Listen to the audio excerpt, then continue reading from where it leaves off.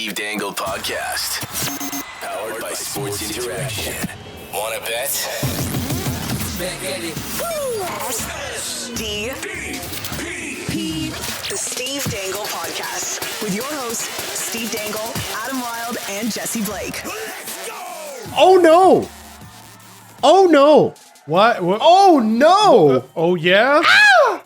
I'm scared, guys. Why are you scared? Because I was told by the two of you that the Senators were actually good last week. And look at that. They're probably not going to make the playoffs. Whoa. Man, I'm so bummed. Why are you Man, I'm why are you so bummed. I'm so bummed. So bummed. I'm so bummed to see all those hot Senators takes from last summer just melt into the earth. Do you remember when it was the narrative on Twitter for like a day?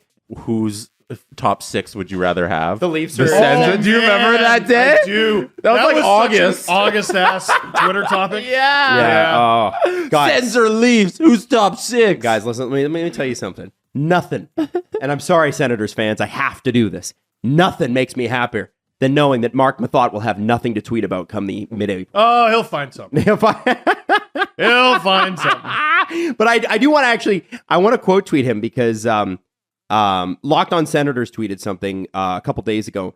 Alex DeBrincat has 4 even strength goals in 30 games in 2023. Wow. Mark Mathot said this: a player looking for anything north of $9 million should be driving the line he's playing on. Let's stop pretending it's a line-mate issue. The thing about Mark is he's very honest about the Sens. Well, and I thought, man, I didn't know that. I thought it was a really good point. well, you know how this goes. How does this go? Well, he's going to end up taking less because he's had a dog-ass season, and then he's going to be amazing. Well, that'll be great for the Sens next year. I was told they were going to be good this year. I was told Adam. I was told last year that the rebuild was over. Were you not told that? Because I was told that. Well, GMs say dumb things all the time because they're trying to sell tickets and stuff. I get it. Don't you get it? I'm just wondering if Senators fans forgot how many good players you need to have for the team to be good. They're in it. They're in what? They're in it. They're The outskirts of the playoff They're going to race. be. They're going to be in like 20th at the end of the year, so they can draft in the middle to late of the first round. Cool. You know what's gonna be really funny with the Connor Bedard sweepstakes? Oh yeah, is when a team that is too far out to get the first overall pick wins the draft lottery. yes. So what does that mean? What will that mean? And then Jesse, I'm coming. I feel like a lot of people don't know this. Like, so let's say you are you're 20th, Okay. right? Yeah. In a 32 team league, Mhm. and you win the draft lottery. You can't. You can only move up 10 spots. 20. Oh, okay. It's a Yeah, new you rule. got it, I you don't got know it, yeah. when it was instituted. Yeah. But yeah, so if you're 20th, just pulling that number out of a hat, I mean, you'll pick third. Pretty That's good. good, especially this year when it's like 3-4 guys deep, but it's not Bedard. So I think there's going to be, you know how, remember when Team North America beat Sweden in overtime at the Yeah. World Cup of Hockey? Yeah. And they celebrated so huge because they all thought they advanced and they didn't? Yes. Do you know how many fans are going to lose their minds because they see their team won the draft lottery? They think they've just won Connor Bedard. And no, you haven't. No. The top 11 teams have a shot at getting the number 1 overall pick. The Ottawa 11? Senators, the top 11 teams can win the lottery and move up Oh, okay. because you can move up 10 spots, right? So the Right. 11 team can move right, to right, 1. right. Mm. The Ottawa Senators are currently the 12th worst Oh, worst no! team. Oh man. So if the Ottawa Senators won the draft lottery this offseason, they would be exactly that. They would move up to number 2 and not get Connor Bedard. In all honesty, the best thing they can do is do what they're doing, which is go 1-4 in your last 5. Because you want to be, if you're not going to make the playoffs, you want to be in the Bedard sweepstakes. And honestly, I got to ask this question. Do the Ottawa Senators really need to make the playoffs this year other than for ownership revenue reasons? They're selling the team in the summer anyway. That'll be announced in like July.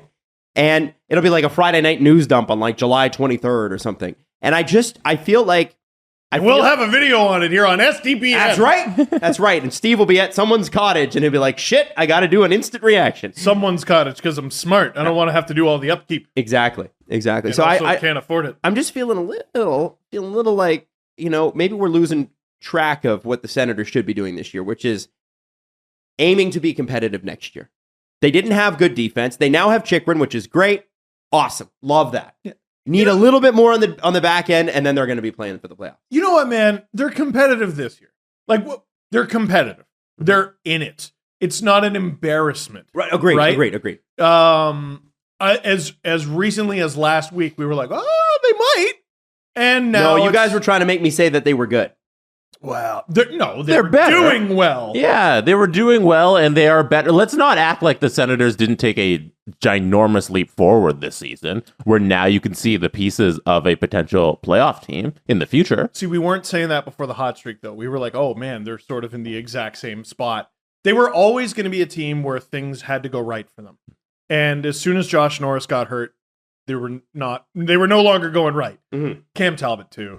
That one kind of hurt. Anton Forsberg wasn't as good as they expected. Yeah, so the Forsberg piece was huge. Like, because I looked at this and I was like, oh, Anton Forsberg, that's a steal. Like, you're going to get a number one goalie here for this entire year, and he's not that this year. It's a good tandem. And, next year, they don't need as many things to go right for them. Exactly. And with the having Chikrin now for the future and all season next year, and a healthy Norris, and just the guys together like Drew getting in there another year with everybody. I didn't know he still had this. They took a step forward this year, and then hopefully next year's another one. Now, I want to ask you guys something.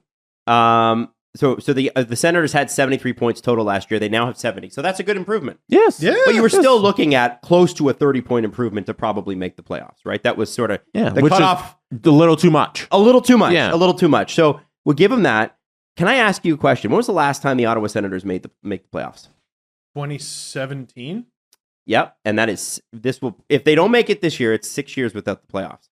Man. Here's trivia for you. When was the last time the Ottawa Senators finished in the top 10 in the NHL? 2007. Jesse. 2000. I will trust Steve's brain. You're right. Hey! They were ninth that year. When they went to the Stanley. Yeah. Wait. I believe ninth? Stanley Cup final. Yeah, they were ninth when they went to the Stanley Cup final. That's it? Yeah. They were unbeatable. Fourth in the East, though. Remember how strong the West was? Yeah. Oh, wow. Back then, it was like California and... Well, was California even good back then? It's like Anaheim was. Well, they won. But then were the Kings and Kings weren't. Sharks? Sharks had to be. Sharks were good. I want to say the Kings were on their way up. They had like young up and comers like Dustin Brown and Anze Kopitar. I don't know if they had Mike Richards yet. Wow. Yeah. Wayne Simmonds, I think. No, he was Philly. They might have still had Braden Shen. Like that might have been before Shen was traded for Simmonds. Simmonds was drafted by the LA. Kings. He was, so he would have been there. He would have been in LA. I'm confused. Yeah. See? Or was it Simmonds? We don't need to. It was guess. Simmonds and Shen in the same deal. No, let's keep guessing, Jeff. No, let's keep doing that. No, it was Simmonds and Shen in the same deal from Mike Richards. Okay. Well, which is really good. I think I'd like to see Wayne Simmonds was playing for the Sioux Greyhounds in 07-08. So love that. So Kyle Dubas was like, Kyle Dubas was the equipment boy at that point. He's like, I'm going to sign him one day. And he was playing for the Owen Sound Attack in 06-07. Love that. I don't think he was on the Kings in the 07 season. Okay, he was close. He was, though. He was close. He's our draft here. He was a literal child. Whatever, man. What do you know? Whatever. No. He was not a literal child. We are the same age. Yeah, you were. I was in university. You were a child in 06. Oh, in 06? Yeah, you were pretty young. Yeah. High school, little baby boy. First year of university, grown adult. Man up. Pay your bills. Responsibility. Student debt. Anyway. Are we going to talk about the Raptors beating the Bulls last night? Want to? Let's talk about it. The fucking Chicago Blackhawks knocked off the Boston Bruins. Man, why is it not panic time, huh, Steve? Yelly guy on YouTube, huh? I think that was Linus Ullmark's first negative impact game in fantasy this whole year, and also you have him in fantasy, don't you? I do. I got him off waivers. You got him off waivers. That's disgusting. I had a nightmare day in fantasy. I'm still winning. It's the quarterfinal this week, but I had Ullmark, and they wouldn't announce. Oh, no, you know what? I messed up. So I have Kochetkov. I managed to get him back. He's really good. But he wasn't starting. So I grabbed Markstrom, who was starting against the Coyotes, which I thought would work out. Didn't. And I got him at 7:01. The Hurricanes game started at 7. which meant I had a non-starting Kochetkov starting for me. Oh, that sucks. So Ullmark was like a negative 0.4. Markstrom was like a positive 0.2. But it didn't matter because I didn't even get him in the fucking lineup. It's bullshit. I'm still winning. Fuck you, Mikey Stevens. I just want to know where your video is. Sky is falling in Boston. You know what? It's true. It's true, Jesse, because Steve's numbers do better when they lose. Exactly. It's what he wants. Exactly. That's why he's dedicated his life to being a Leafs fan. It's true. For them to lose. Yeah. Anytime you're on a historic pace and you lose one game, you have to fucking lose it. But to the Blackhawks? Yeah, it's pretty bad. I don't think the Bruins gave a fuck about that game. Which is a problem. It's a problem. And like also sometimes, like, I don't know, give the Blackhawks credit. Mm-hmm. Okay. Like there was another one. Where do you have from the CJ show chat the Coyotes record in Mullet Arena? 11-4-3, if I remember correctly. No, it's not 11-4. It's good. It's really good. It is 18-11-3. I would love to find the clip from before the season. I'm almost positive I called this. I'm almost positive that I said they'd have a winning record at home. Because teams go into that building and they're like, what the fuck is this? Like, they don't know how to adjust because they haven't played in a building like that in forever. The building's ridiculous. It's the cool. The lights aren't broadcast quality. No, why do we still have shadows on the ice? Like it's 19-2. Because it's like a regional Shaw broadcast of the Gens. Like it's I don't know. Kojiko, Kingston Frontenacs, which they're all fine, but they're like local small town broadcasts. It's not an NHL building, right? So I think the Coyotes players, and I'm almost positive I called this, they walk into that building every day because it's their home building, and they're like, yep, this is normal. And then the visiting team is still like in awe of the novelty. Last thing. I want to play this game. What's the game? Hockey? Blackhawks scored 6 goals last night versus the Boston Bruins. They beat them. Oh, no. How many of the Blackhawks goal scorers can you name? Oh, well, that's none really hard. of them. I think hard. Okay, based on tweets that I saw, I think Boris Kachuk had one. Correct. You got one. 1 of 6. Joey Anderson had one. Correct. Hey, good for Joey. We got 2 of 6. Leaf great Joey Anderson. You got 6 guesses. And now we're just going to name Blackhawks. Taylor Radish? Did you get one? Taylor Radish had 2. Hey. No, Taylor Radish had 3. Hey. Hat-trick Radish. Yep. So we only have one left. That's right. Yes. Oh my God. You'll never get it. Will it be in a million years? Do you think? I'll never get it. You guys have almost nailed all the goal scorers. I don't remember his first name, but Gust. Gust? Isn't it Gust? No. Goose? Adam? I have no idea who plays for the Blackhawks. But let me think. So we got, is it forward or defense, do we think? Because we've had all five have been forwards right now because there's 3 forwards that have scored. Connor Murphy. This is a right winger. Oh dear. Number 58. I'll give you his number. Number 58. Well, he's not an NHL player then. That's not an NHL player's number. It's not. What line? He's got 3 goals on the year. He's born in Georgetown, Ontario. Shoots right. Oh, we like Georgetown. 2017 Arizona Coyotes draft pick, 3rd round, 7th pick, 69th overall. You should know that. That's pretty nice. 69th overall pick in 2017. What's his name? 23. He's 6'3". Wow. He's a slender dude. You basically gave us 184. his entire resume. And we 112 career NHL games. Oh. Get the fuck out of it. I can't believe that. I don't even know if he's on the Blackhawks. Entwistle? Mackenzie Entwistle! Mackenzie Entwistle! What? Let's go! I can't believe that! What's his first name? Mackenzie Entwistle! Let's fucking go! That's unreal! Oh, I'm gonna ride this for the rest of the day! Steve, yes! we didn't guess one thing wrong. We got the whole thing. We did not. No, you did. You did one. Oh, Connor Murphy. Yeah, one incorrect. Whatever, that's fine. Oh, I'm riding this for the rest of the day. Man. Mackenzie Entwistle. Let's go. Let's go. I love that. All right. Cam Stewart's going to be up in a little bit here from Drew and Stu. That's a little later on in the show. We're going to learn how to finally do a March Madness bracket because Steve and I know nothing about it, and Jesse is highly invested. I know Gorgonzola or whatever the team.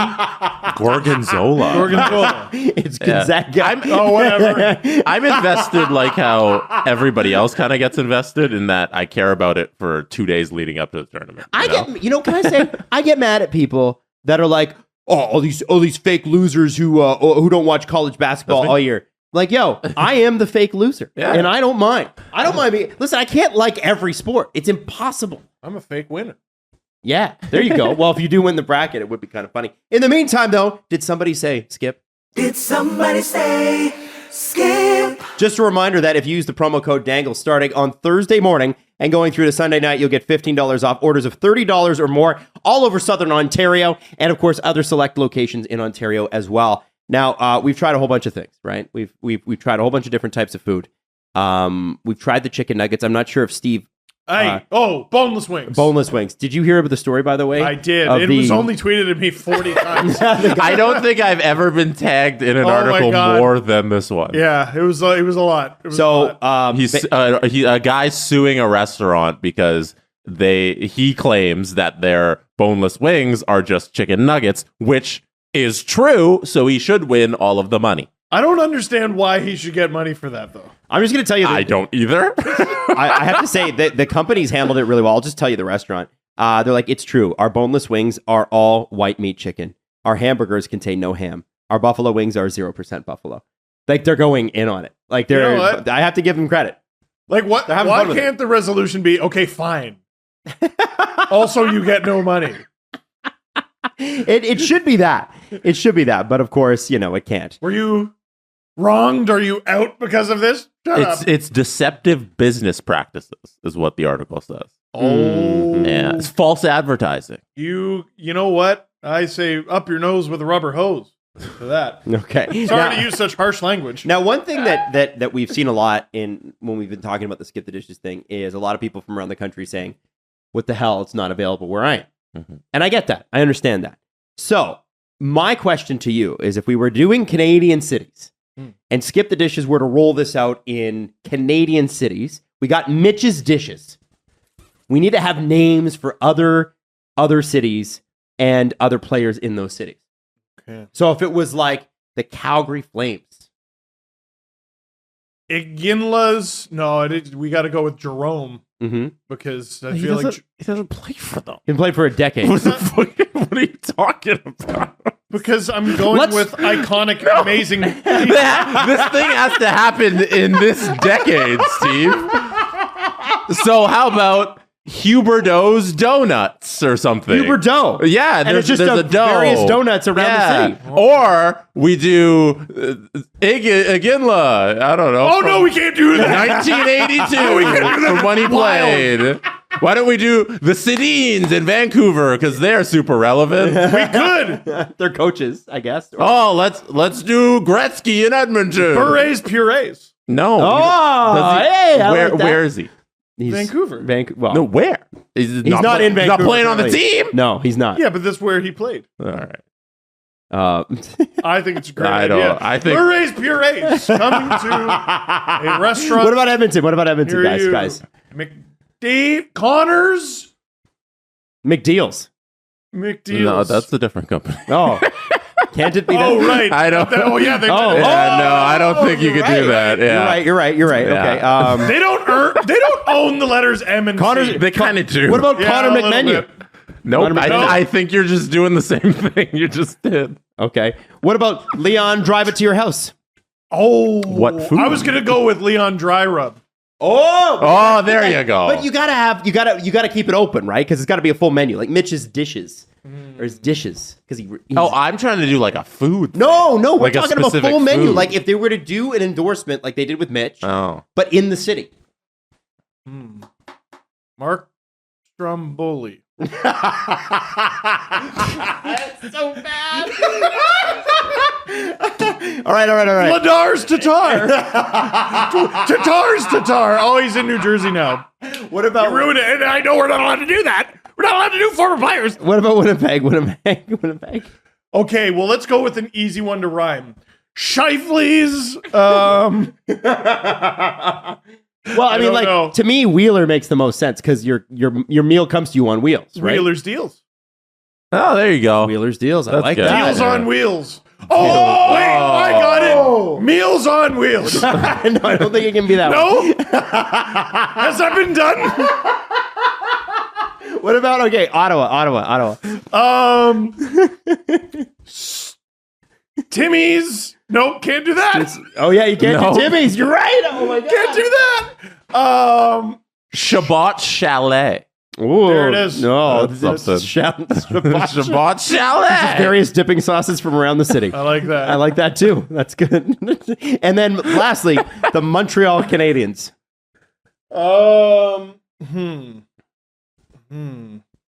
Are we allowed to do injured players? Is Caulfield okay? Yeah, Yeah, that's okay. fine. Jack Eyes Ribeyes? No, but again, it's got to be. No, it's you're gotta be looking menu. for It's the gotta be whole full thing. menu. Yeah. You know. Suzuki's sous chef house. Whoa.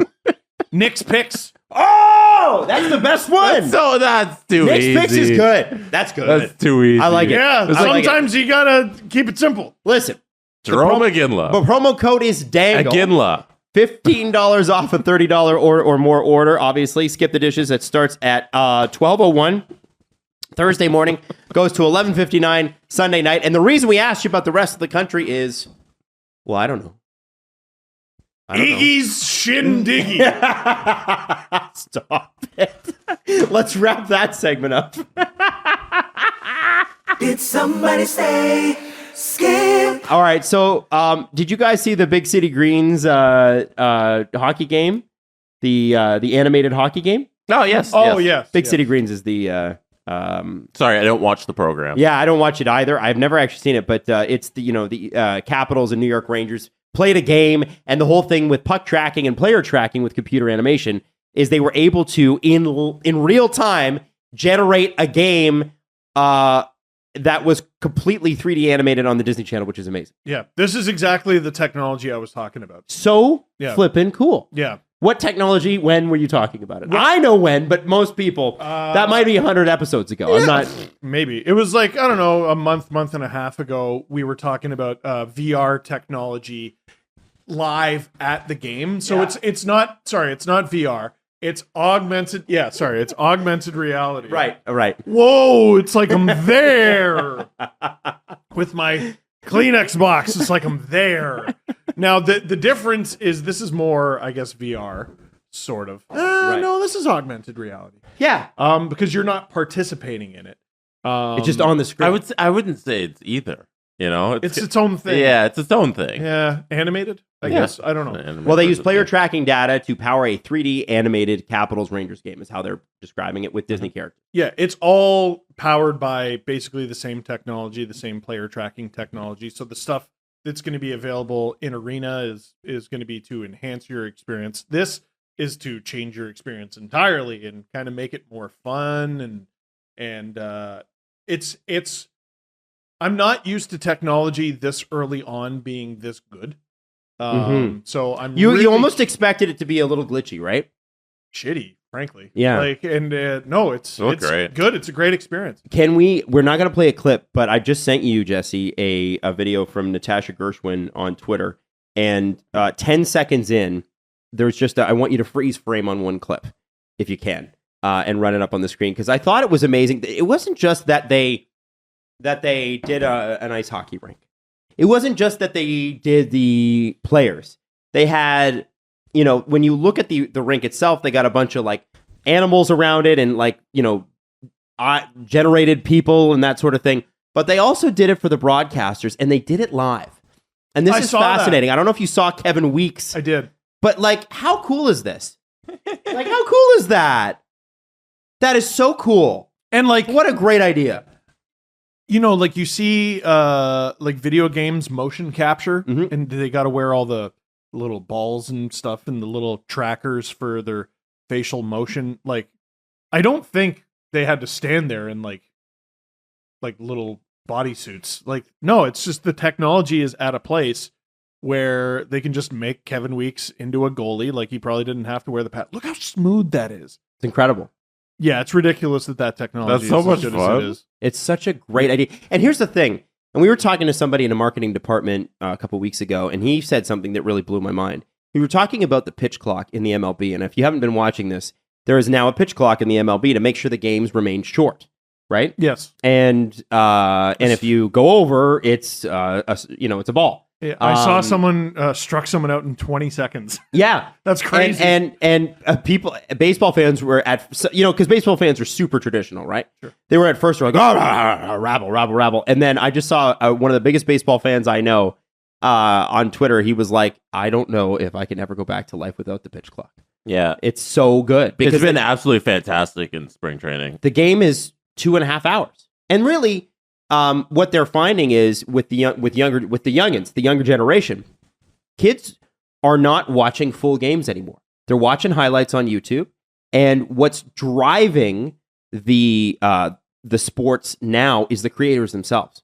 So a lot of the popularity of a lot of these sports is being driven by, and I won't include the NHL in this because they still haven't done this, but the MLB and I believe the NBA give away their highlights. They allow you to use them royalty free because they know that the creators that use them are perpetuating and essentially marketing the game for them for free. And they're profiting off that, but it's also making the games bigger and better. And the NHL has yet to do that. But if you look, I think John Boy's got access to, they've got all the MLB highlights like forever and ever. He just uses it. Well, he did the Div 1 game that we were talking about where there was the terrible call by the ump who ended up getting suspended. He just uses that footage and like he makes money off of it. Well, I'm pretty sure the MLB lets him do it. Yeah, which is, I mean, what a concept. It's cool. Like, yeah, It's a great idea. it helps baseball. And if they got to take some sort of kickback, like whatever. Mm-hmm. If I were allowed to use the footage and they're like, but you have to give us, 20%. a percentage. Yeah. Yeah, fine, cool. Take it. Just let me use the damn footage, but it doesn't quite work that way. But like the Not NHL, for the NHL, not the yet. NHL should be an early adopter. Well, I mean, and on this one they are. I mean, you could do that easily with baseball. You could do that easily with football. It's so cool. It's such a great thing, and I hope this is the beginning of the NHL coming into the modern age in terms of allowing creators to drive things, because I think what it does is it makes the sports more compelling. Jesse showed a clip where like part of the technology isn't quite there yet. So there's a goal, and when all the players get together and they're celebrating, they just all stand facing the same way. Looks like Wayne Gretzky's 3D hockey. They're hanging out together. It makes it way better. And the ref is a chicken. Yeah. The ref's a chicken. He's very funny. Absolutely perfect. What? So you guys don't watch the show with your kids? No, I've never seen Big City Greens. Oh, no. okay. I've seen it. I don't have seen cable, so I definitely haven't seen it. Wham! I have, gonna ask what although it's I have about. Disney Plus, I probably could. Yeah. It's a Disney show. So Yeah, okay. they have a place that's called Wholesome Greens. I thought that was very cute and I funny. like that. I like that a lot. Wholesome Foods, it's called. Oh, Wholesome Food. Sorry, is I that said Whole Wholesome. Food? Yeah, instead of Whole Foods, Wholesome I like Foods. that. That's funny. It's very funny. I like that. Well, and like the action on the ice is mostly controlled by the players and the player tracking technology. But around the building, around the rink, you can make it whatever you want. Yeah. It's not like this game was outside in the middle of a city street. Well, and a kid is far more likely to watch something like that, right? Because, like, listen, when we grew up, and I hate to sound old, but there was for me, I think there was we maybe went to channel 48 when I was growing up. Oh man, We didn't have pre-satellite and all that, and then digital cable. anything above 32. It was me. whoa. 51. Oh, I guess where I was living, it was Disney Channel. Or Family Channel, sorry. What was the score for you? 62? 53.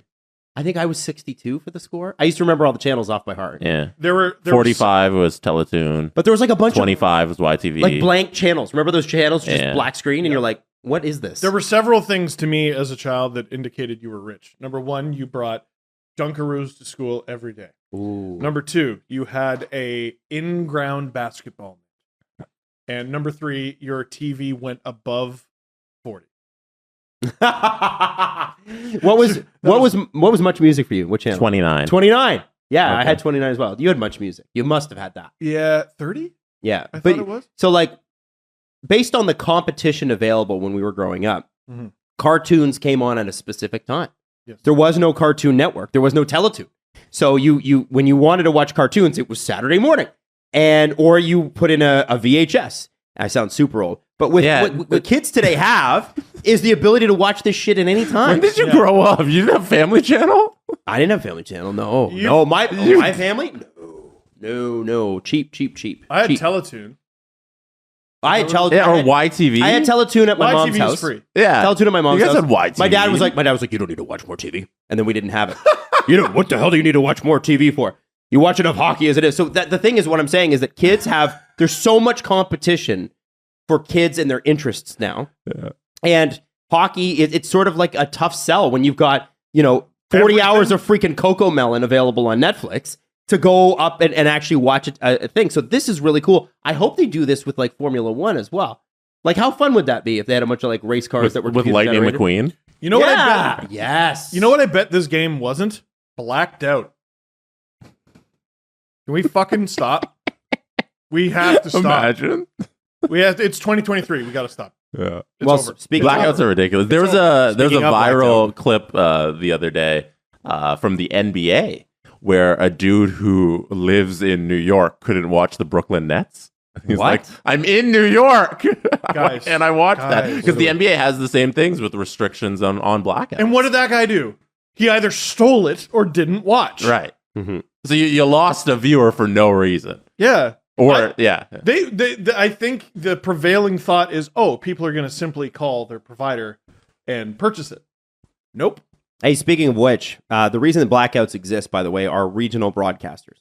The reason regional broadcasters exist is that it used to make sense to run a local sport in its local town or city and make money off of it. Now, where are they? Unfortunately, now you can't make as much money off of it.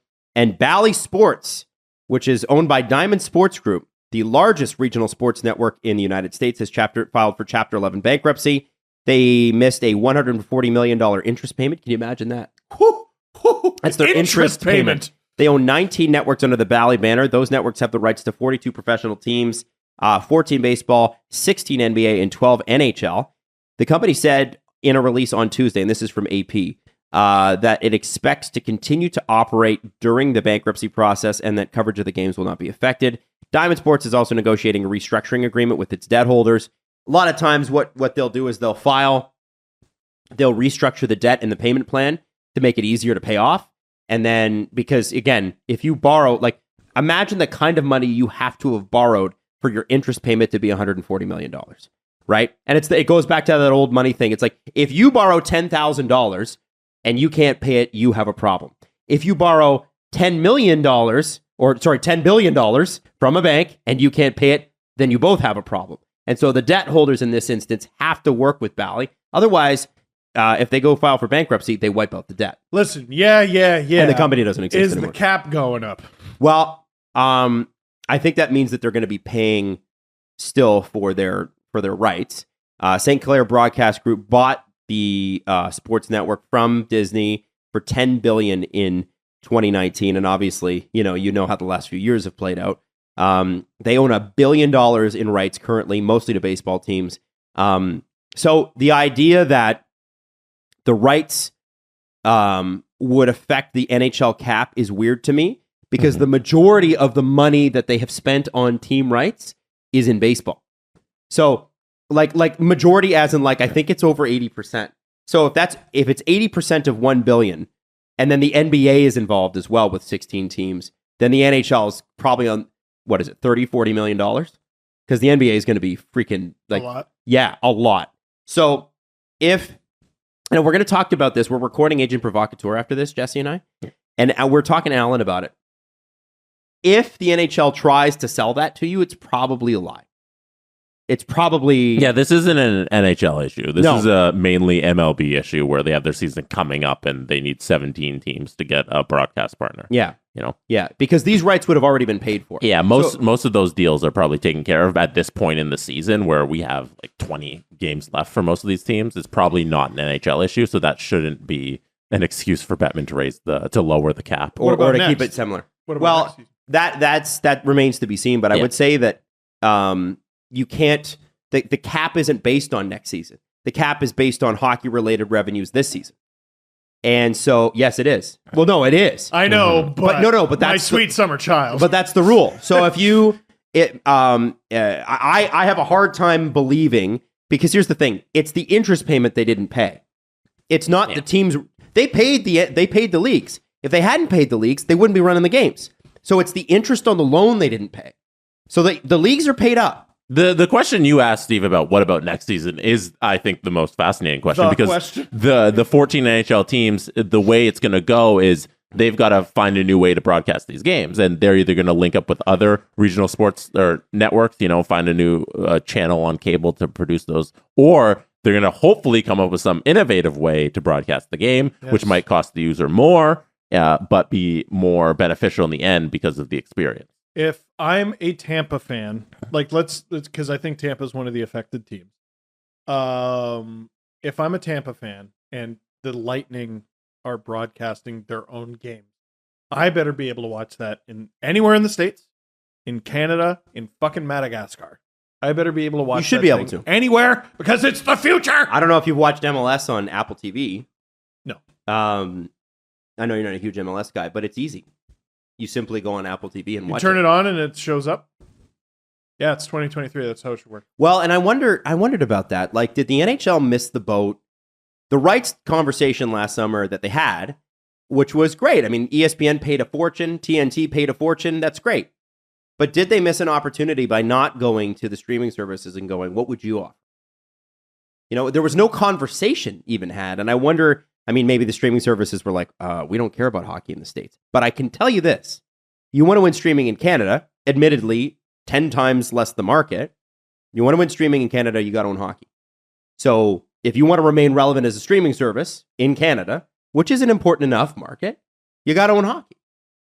I wonder when Sportsnet no longer owns the rights, which is 2-3 years from now? 5, I think. 5 more after this year? 4 or 5, yeah. Really? I think it's 5. 4 or 5. Okay.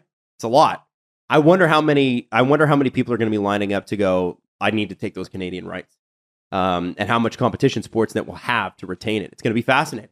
And again, the idea that there is any regional blackouts anymore, if Bally and Diamond Sports Group spins out Bally and St. Clair doesn't have any ownership rights on this anymore, they could very easily right now end blackouts. Right now could be the opportunity. You just put it to a streaming platform. You talk to ESPN. You've got ESPN Plus. People hate ESPN Plus. Well, apparently it's really hard to watch a game. Yeah. But you got to double down on cable bouncing back. Listen. The Generals were due. I can't stand it. I can't stand it. But big shout out to the NHL for that. The one thing I'll say about the Big City Greens thing, and I want to shout out somebody from Twitter. My second favorite Greens, Jesse. Juliana Nikash, I believe is her name. But she's on Twitter, and I believe she's associated with the Phillies social media team. She said the NHL can choose to do cool things like this, and they do. But where was the marketing around it? I had no clue it was happening. Me neither. Other than that initial press release, did you guys see anything? No. We couldn't watch it. Like, it wasn't. I feel like that's not pointed at us. It's the future. No, but like, we don't get that channel here. But I'm seeing Americans say that. She's an American. Okay. There's nothing on Twitter about that? Yeah, but nothing? I don't know. You don't I feel like, the are hockey you Twitter community on that? I feel like if you were a teenager or a child watching Disney Plus, they probably marketed it there. They didn't. I watched Disney Plus. See, I also wonder about marketing today, because I feel like if you tell someone something is going to be on like a week or two in advance, they've already forgotten about it by the time it shows up. So I wonder if the new state of marketing is you go, here's what's on today. Mm-hmm. I don't know. I thought people talked about this. They did when the press release came out, and then nothing. No, I thought they talked about it yesterday when it was on. Yeah, but leading up to this is my point. When you have an event like this that is groundbreaking, you want to promote it for a couple weeks beforehand. They didn't do that. Okay. They did not do that. That's a failure. Also, why was it on a Tuesday? Oh, I just think they just wanted a random Nate. Okay. What do you mean? Well, that's how you put. I think it was a very succeed. positive thing that they did, and I didn't feel like we needed to cap it by nitpicking on the I'm marketing. nitpicking. Yeah. I'm gonna Like, nitpick. I don't- No, I'm going to nitpick. Right. I don't know why that could have no, just you're been. right. I 100% think. I don't know why that could just be a good story. Because it's a slam dunk, Jess. It's easy. It's an easy one to promote. Hey, isn't this fun? We're doing this for kids. Put it in a Twitter ad. Call Elon and buy one of his shitty ads. I think they did, and that wouldn't have been to your timeline. No, make sure it works and is good. You know, you never know. I wonder if there's a concern with, because I want to say this is the second one. Like, what if this doesn't go great? What if, I don't know. They didn't worry about the board ads going great. They didn't. That's a pretty good point. That's a pretty good When point. does the NHL ever worry about getting it right? Well, maybe the marketing is a bunch of hockey fans go, "Hey, this thing was fucking cool," All right, and fine. next time it comes on, we watch. That, I think we just that the marketing was we just spent like 10 minutes being like, oh, look at this cool stuff. And- After it happened, though. okay, and then they'll do another one, and it'll be awesome. Yeah. Like why? I don't know why we had to go there. I think they could have done a better job. I really do. I believe that. And Couldn't I'm we all? sticking to it. Yeah, Now, at everything. speaking of marketing, let's talk about this. Did you hear that Noel Acciari, who loves cookies, apparently has a Tim Hortons deal? You're joking. I'm Nice. not. Already? I'm going to send it to you. It's on TikTok, so we're allowed to play it. But I sent it to Jesse just now on text messages there, Jesse. Noel Acciari loves cookies. They call him Cookie in the dressing room. Now, there was a Reddit. There was a TikTok that went up. It's since been deleted. However, it looks to be a snippet from a Tim Hortons commercial. And I just wanted you guys to see it. He got here 5 seconds ago. I know. But he's been the identity of the third and fourth line since he's been here. And I want to know what you think of this commercial. When did this start? Like, what was the reason they called him Cookie? Well, because he loves cookies. That's it. It started, I want to say he was on the Panthers, and like he showed up and was basically like, "Oh, you guys have cookies or something like that." And it was a very mob thing, like Jimmy the Rat or whatever. Oh, Cookie! Oh. He loves cookies. We're gonna call you Cookie. And Okay. and now he's like 2 teams removed from the Panthers, and his name is still Cookie. He got to the Leafs, and the instant, like he's been a Leaf for 3 weeks. Yeah, if that. Like, when was the trade deadline? Yeah, okay. If you're a hockey player and you become a Leaf, pretend to love a certain kind of food. You'll have a deal. You'll actually have a sponsorship within the month. How long did it take for Ilya Mikheyev to have a soup deal? Oh, it took one funny interview. Oh, those look so good. And- The mini and this- eggs cookies. He's got a mini egg cookie. Look at that. Someone's got to sign a Oh, league my min deal with the goodness. Leafs in Is the there, summer. Is there any sound? No Oh, sound. You want to listen to it? Yeah, My let's all nickname hear is it. Premium Steak. Cookie Right? approved. They call me Wagyu. Sorry, keep going. So you love these? Maybe I'll just slide these in there. Yeah. Thanks, Chef. No worries. Anytime, man. Chef. Hi. I'm here to taste some cookies. It's me, Cookie, Noel Acciari. I'm the cookie guy. No stress. Just come on back. Thank So you. I think essentially they shot that because Tim Hortons has a Tim Hortons in the Scotiabank too. So it's an easy one. Okay. Like that's an easy shot. Noel Acciari was traded to the Leafs February 18th. It's March 15th. He plays on the fourth line. He has a cookie deal. Were they not why you supposed signed to release this? You said it was deleted. It was deleted off TikTok, so I wonder if it leaked and it wasn't supposed to be out.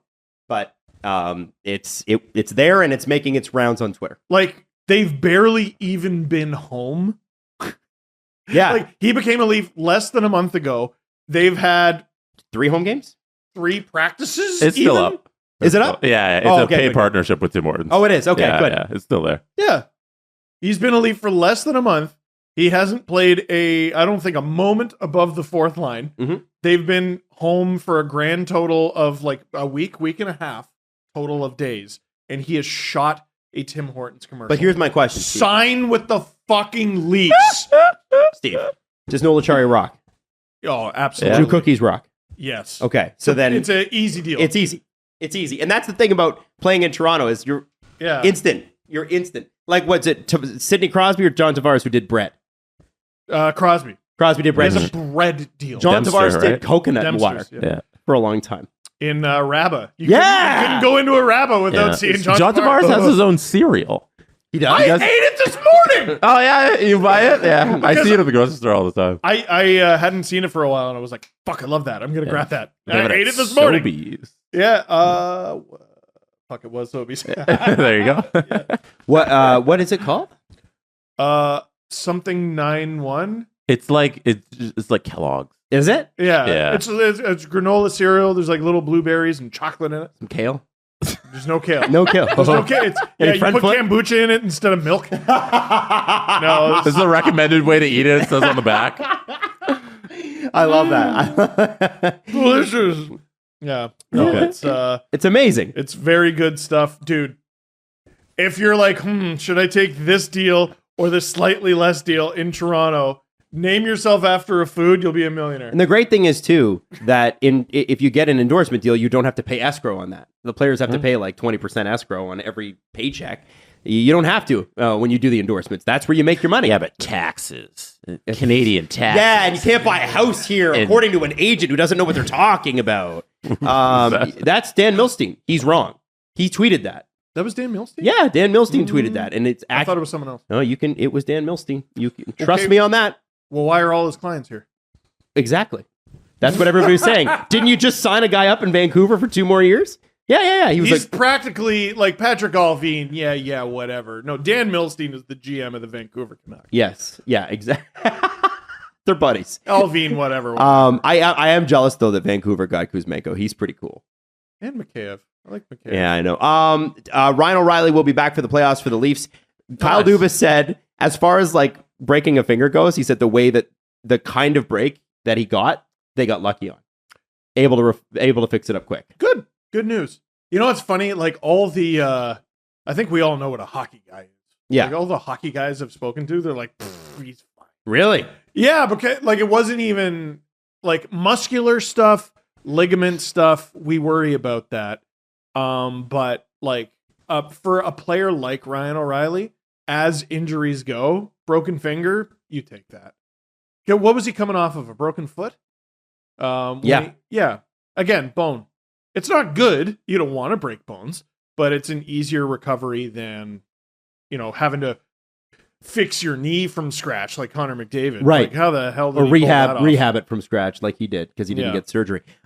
Tonight, Jesse and Steve and producer Drew and producer Nick and I believe Justin as well is going to. You He's guys not going to be confirmed. not confirmed yet. You guys are all going down to the Avs game. I pulled out because it just schedules too much. But here's who's out for the Avs: Landeskog, Helm, Eric Johnson, Pavel Francouz, Josh Manson, Curtis McDermott, and Arturi Lehkonen. And Lehkonen's just came out. He scored 3 points in half a game, broke his finger, left the game. So the top 6 for the Avalanche are on the right wing, Rantanen, center, McKinnon, left wing, Evan Rodriguez, right wing on line 2, Valerie Natushkin, center, JT Compher, left wing, Dennis Malgin.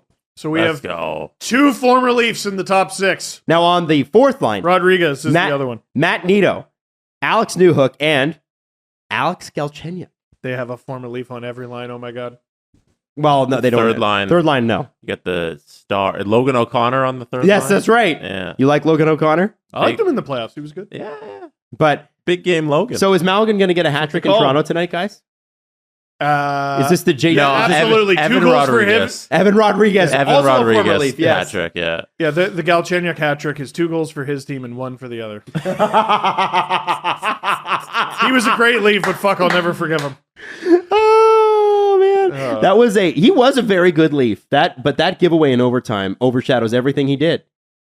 Everything. Also, I have to say, it was really surprising when Galch, like when that all happened, that went down. He had a good playoff for the Leafs, except for that giveaway, which was a big giveaway.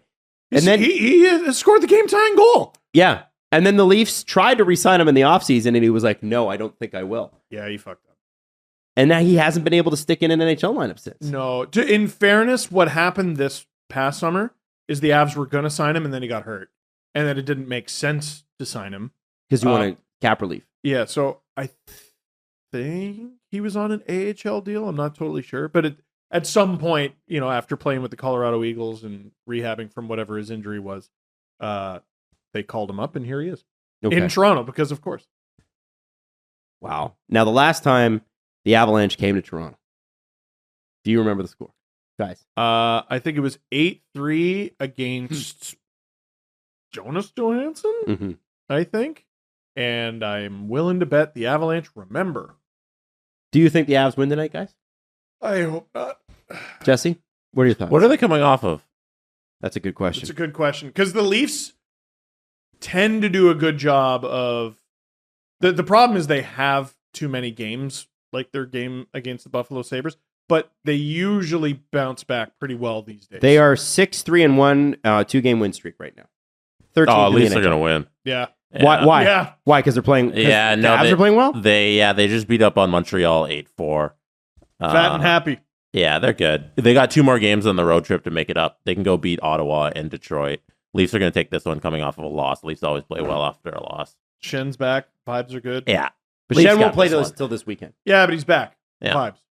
Okay, that's good. That matters. I'm not worried. I'm not worried at all about the Leafs. Not concerned. Okay. No, all right. This is a good victory. Sorry, Drew. So we got to talk about this because March Madness starts tomorrow. Want to talk a little bit about how to do a bracket properly, if there is a proper way. I know Jesse's invested in this, and I have done them before, but Steve knows nothing. So we're going to teach you with Cam Stewart right now. You can bet that with David Bastel. Brought to you by Sports Interaction. Get in the action and make a play. 19 plus. Please play responsibly. All right, welcoming on Cam from Drew and Stu. Hey, giving him a round of applause or what? Come on. All right. I was doing a thumbs up. So I was drinking water. Cam, we haven't seen you since the Super Bowl. How you been? I've been pretty good. Yeah, the Super Bowl was interesting. I had Philadelphia, but we hit a lot of props there. What a wild game. It was great. My girlfriend's still a little bit rattled because I was supposed to take her to New Orleans if Philadelphia won the game outright. So now I better hit something in the NCAA tournament or golf. But there's lots of stuff to bet on. Yes. Yeah, and we know you're coming back for that with Drew and Stu. You guys have like this crazy rabid audience, but we wanted to have you on. To talk about the Masters. To not talk about the Masters. Damn it. We're talking. We are going to do that. The Masters at another time. I got some flyers for you guys. We are going to do that. But here's the thing. Jesse knows how to do a bracket for March Madness, which starts tomorrow. Steve and I know nothing. And we would like to get involved because, we've always sort of been, I've done it, but I don't know what I'm doing. Is there a way to do it as a beginner? And that's why we want to have you on to do this properly and maybe ensure some success. So some of the people in your pool, you kind of make them look stupid, even though they've been doing it for 15 years. No, there's no way to do it. Actually, I'd prefer the dumber you are, the less you know, the better you'll do in March Madness. It's actually funny. One of those things, paralysis by analysis. The more you know, the worse it gets. Like, I actually watch college basketball and I'm nervous going, okay, I think I know what teams are good or whatever. And then it's kind of like the teacher that I had in high school when she played pro line. I go, wow, how did you win $24,000?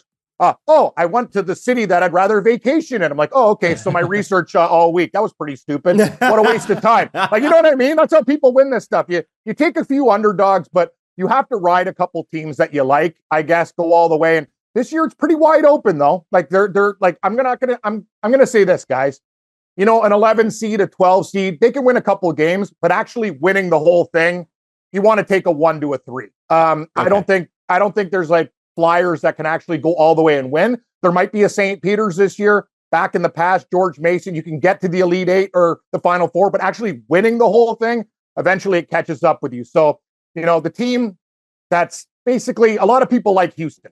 A lot of people like the Houston Cougars. I don't think they're going to win. I don't think the Houston Cougars are going to win. I had, I took Memphis in their conference tournament in the American Athletic. They beat them. The problem is Houston has a player, Sasser, one of the best players in the nation, and he's out. He says he's going to play in the tournament, but he's hurt. And without him, the Houston Cougars, they have a lot of problems. One of the best defensive teams in the nation, but they'll have problems scoring. So sometimes, guys, you look at the favorites, and then you put a line through the favorites that you don't like. But there is one favorite that I do think will go all the way to the finals. I bet them at plus 185 to win the South. That's Alabama. Okay. Betting regions is probably a good way to go, too. Like, betting the Final Four. So I have Alabama coming out of the South at plus 185. Jesse, what did you have there? One team I really like is Kansas. And I think, Steve, Kansas should be your team. Why? Because of their star player.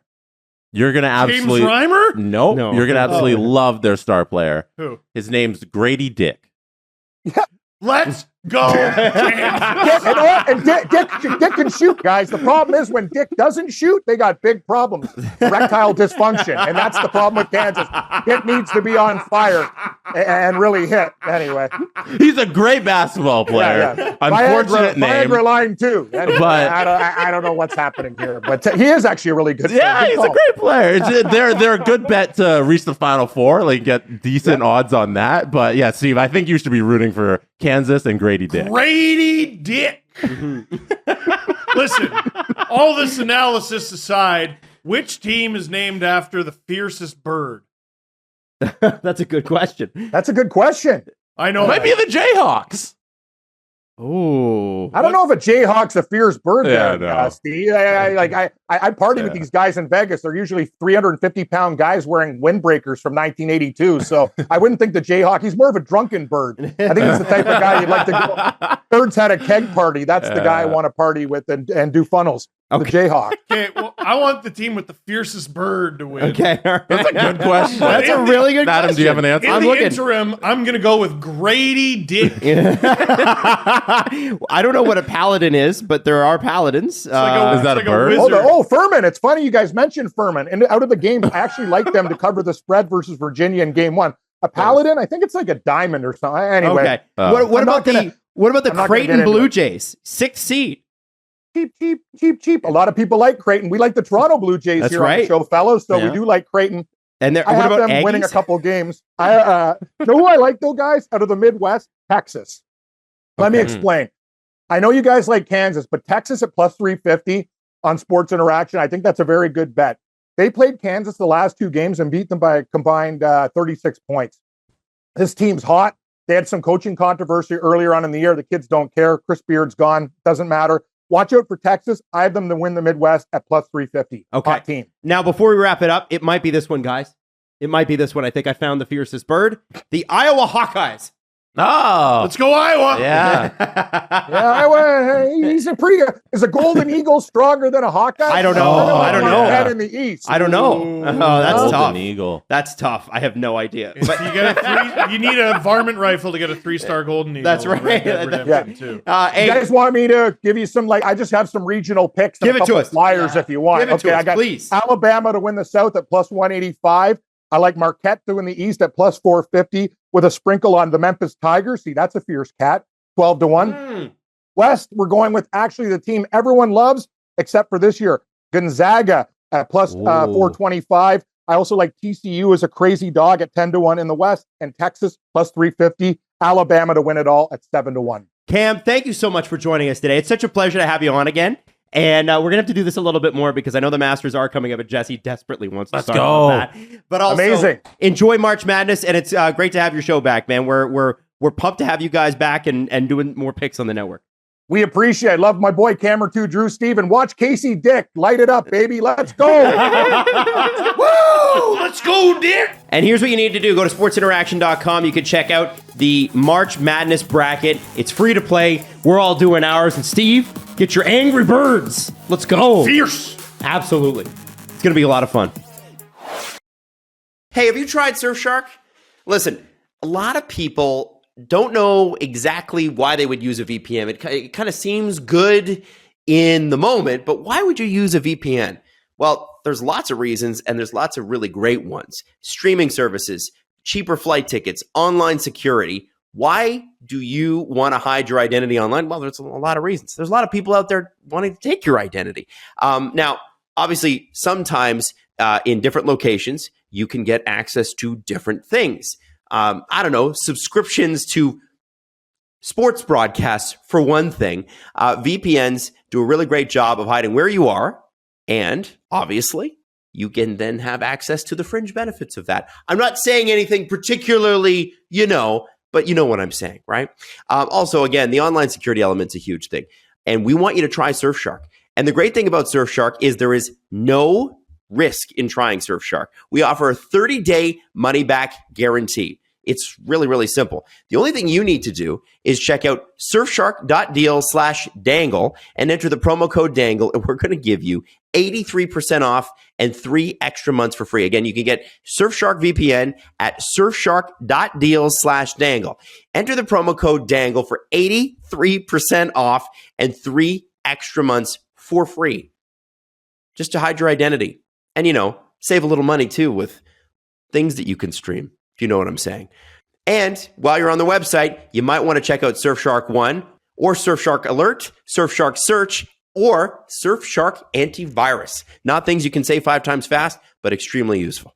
So, one of the things that unfortunately made the rounds yesterday on the internet was a video allegedly, because as of this recording, the identity is yet to be fully confirmed, of Danny Briere's kid, Danny Briere, new general manager of the Philadelphia Flyers, pushing a wheelchair downstairs at a bar. Now, allegedly, the story is that someone who was using that wheelchair had to be carried down to the bar's bathroom and was using it apparently, and at least this is what is alleged. Again, if the story is completely wrong, I apologize. None of this has been confirmed. But I guess while they were down there, this person, if it was Danny Briere's kid, pushed the wheelchair down the stairs, thought it was funny, walked away, drunk, stupid, that sort of thing. Yeah. Now, the reason we keep saying allegedly, by the way, is I don't know this person who tweeted it. Right. And the reality is the school replied to the person who originally tweeted this out, which is Julia Zukowski, and Mercyhurst University, which is Briere's second university, which is relevant to this story if it in fact is him. A statement from Mercyhurst University. Late this afternoon, Mercyhurst University became aware of a disturbing video in which one of our student athletes is seen pushing an unoccupied wheelchair down a flight of stairs at a local establishment. Our Office of Student Conduct and Department of Police Police and Safety are investigating. Now, I wonder if in that statement, does that not confirm it? One of our student athletes is seen pushing an unoccupied wheelchair down a flight of stairs. They seem to confirm it. Yeah, and if you look at it, I mean, it's difficult to deny. Right. And I don't think anybody was. But I think there's a bigger story here, and obviously that sort of developed because people don't realize this. The younger Briere was already kicked out of another school for partying too much. ASU. Yeah, which is a big one. And do you have the quote? Carson Briere? Yeah, because he doesn't seem very remorseful about the ASU departure. So this is from collegehockeynews.com. The Anthony Travaglia. I'm sorry, Anthony. Gargano show. No, I know. Here's anyway. They wrote an article about this, and I'm going to pick and choose quotes from the article. I've pulled all the quotes that I could. When asked about what was going on in Arizona, he said, "I was just going out. I wasn't taking hockey seriously. It wasn't anything bad. It was just not being committed to hockey. I was more committed to having fun at school. Too much partying. That's probably the best way to put it." So that's Carson Briere. And then the article goes on to say, when Briere got to Arizona State, the Sun Devils were coming off their 4th season as a Division I program and their first NCAA tournament appearance. While his brief tenure in Tempe surely did not go as planned, the experience was a lesson in life and one that still sits with him today. He said, "It made me realize once you get to this level, it's a job, right? It's not just something you do for fun. Obviously, you have fun while you're doing it, and I think that's what keeps people going, but also knowing when to and when not to do things. It's just maturing in general. I honestly think it was a great lesson for me. Helped me become more of an all-around hockey player and look at life from a different perspective." And as of this article, and I feel bad for this article in retrospect, but I thought this part of the article was poignant. It's the last sentence. And it says, "Briere should be feeling good. He's making the most of his second chance." Now, he's 24. This is not a kid. He's 24. Oh, wow. Now, I'll be honest with you. We know now that the human brain stops developing around age 25. And I can see that. I remember myself at 24. We were on this podcast at 24. All of us. I was so smart. Boy, dumb. We were very dumb. Not very intelligent. No. And part of that's life experience.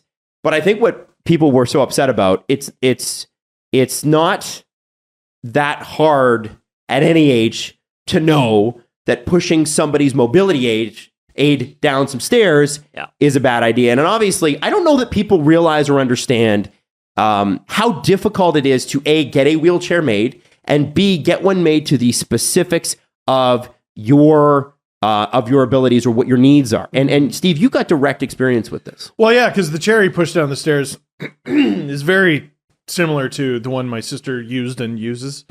And it's what I didn't like is the idea that no one was hurt. You know what I mean? Mm-hmm. And it's true. Like, no one was physically harmed. Well, no one was In that he moment. did not push a person down the stairs. Right. But this isn't the same as throwing any other random object down the stairs. The person who, supposedly, as the story goes, the person, it already took a certain amount of courage to go to that bar, right? Because you know you're going into a bar, it's packed, with, like, we can see in the video that it's packed.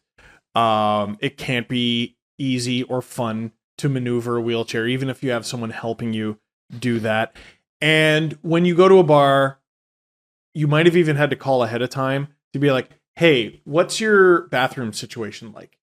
And then you find out the bathroom is downstairs, which I wouldn't think twice about it. Lots of places you go, the bathroom is downstairs. But that's like a ordeal for you. Mm-hmm. And like, you have to go with a friend, and just to go to the bathroom, they gotta help you down the stairs, help you into the bathroom. I don't even know what goes on when you have to get to the toilet part, right?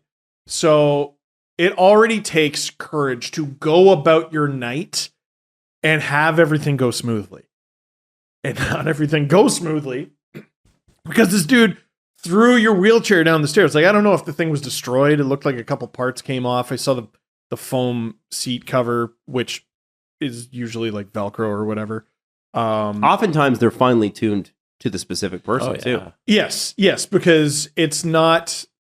We think about disability in terms of everything is very uniform, and it's super not. Everything is very specific. So you're not throwing any random object down the stairs. You're throwing down this person's mobility. You're throwing down this person's dignity.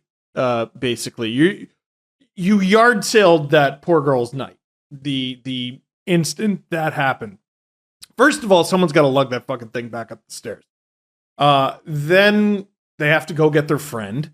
And then, does the thing even work? If the wheel is dented, if this, if that, you're kind of screwed. As it pertains to Carson Briere, because we're now relatively sure it's him. I'm trying to figure out how to word this. I'm less concerned with the actions of a drunk student and more concerned with the endorsement of sober people on Twitter. And what do you mean specifically in terms of the tenor of tweets that you're talking about? Well, like, okay, I think there's a fine line between, this isn't the end of the world and this is fine.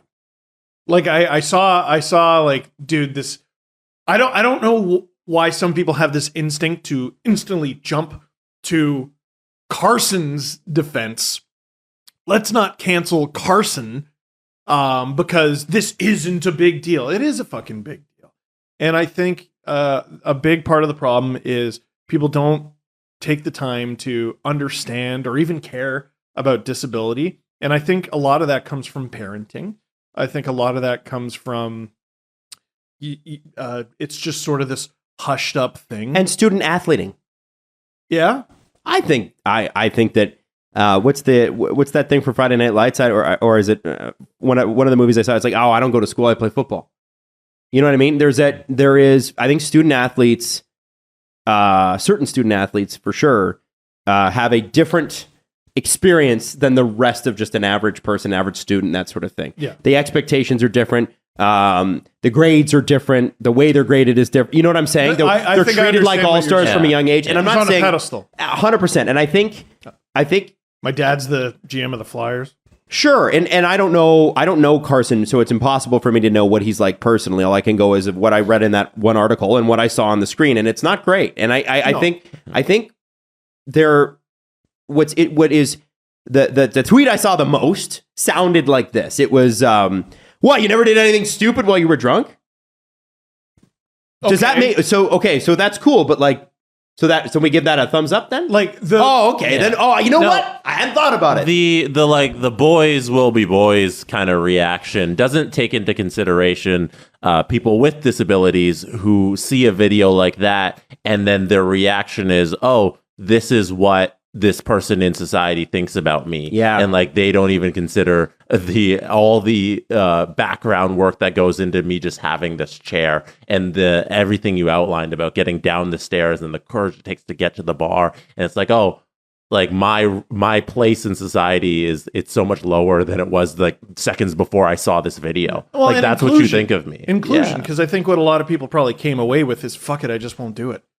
Which I think a lot of people in that situation would probably do anyway. And like, I want to be clear, he did a stupid fucking thing. I think you were pretty clear. Well, yeah, he did it. But I think you're worried about what your point is you're worried about the amount of people jumping to his defense without knowing him and not even taking a second to understand that that somebody's wheelchair is oftentimes not only just a part of their mobility, but part of the identity. Well, it's part of it is an extension of them. And their life. And assuming the best in people, I'm assuming he regretted it without being told. Mm-hmm. That's an assumption. Mm-hmm. I don't know that. I'm assuming he regretted it without being told. I assume there was a little bit of fuck, I got too drunk and that was really stupid. That's what I'm hoping with him.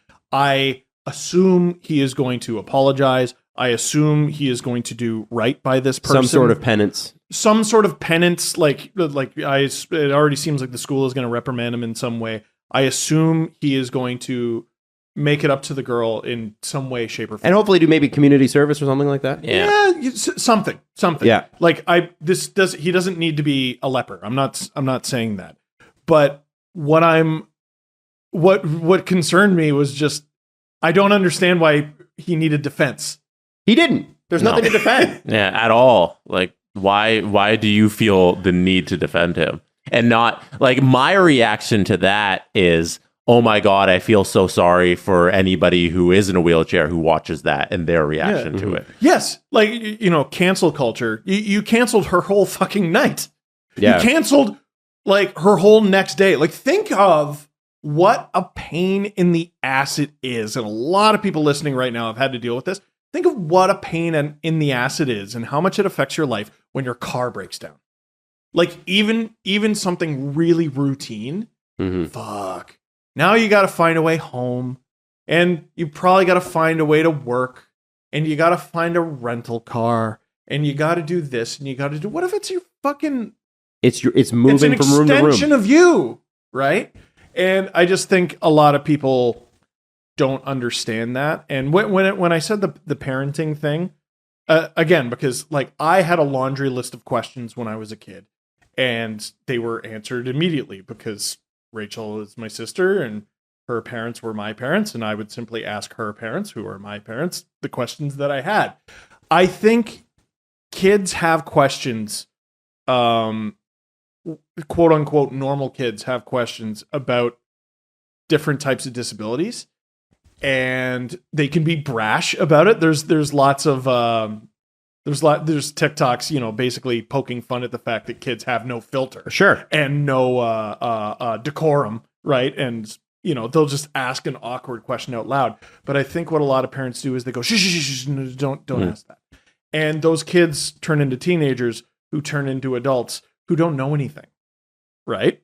So they see a jackass Johnny Knoxville style moment, and they're just like, LOL, chair down the stairs, right? Or they see that video and they go, well, it's not a big deal. The person wasn't in it, but the person doesn't have to be in it for it to completely fuck up their life for the next however long it takes. And like think of how hard was it for you to get a truck? It took me 6 to 8 months. Right, because shit's on back order. Yeah. Right now and in general, right? This this custom equipment takes forever, and it's expensive, and it's hard to get, and people give you the runaround because it's hard to get.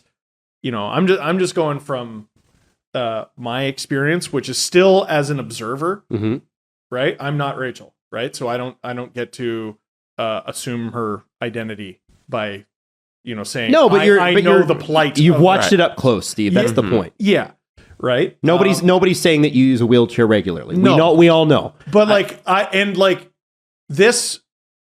I assume she's going to be taken care of in relatively short order because this is like a high profile incident now, right? Like it went viral on social media. But how many aren't? What if it wasn't? Exactly. What if it wasn't? Then we're talking, weeks and months where you're like, how do I go to the fucking bathroom? How do I make myself food?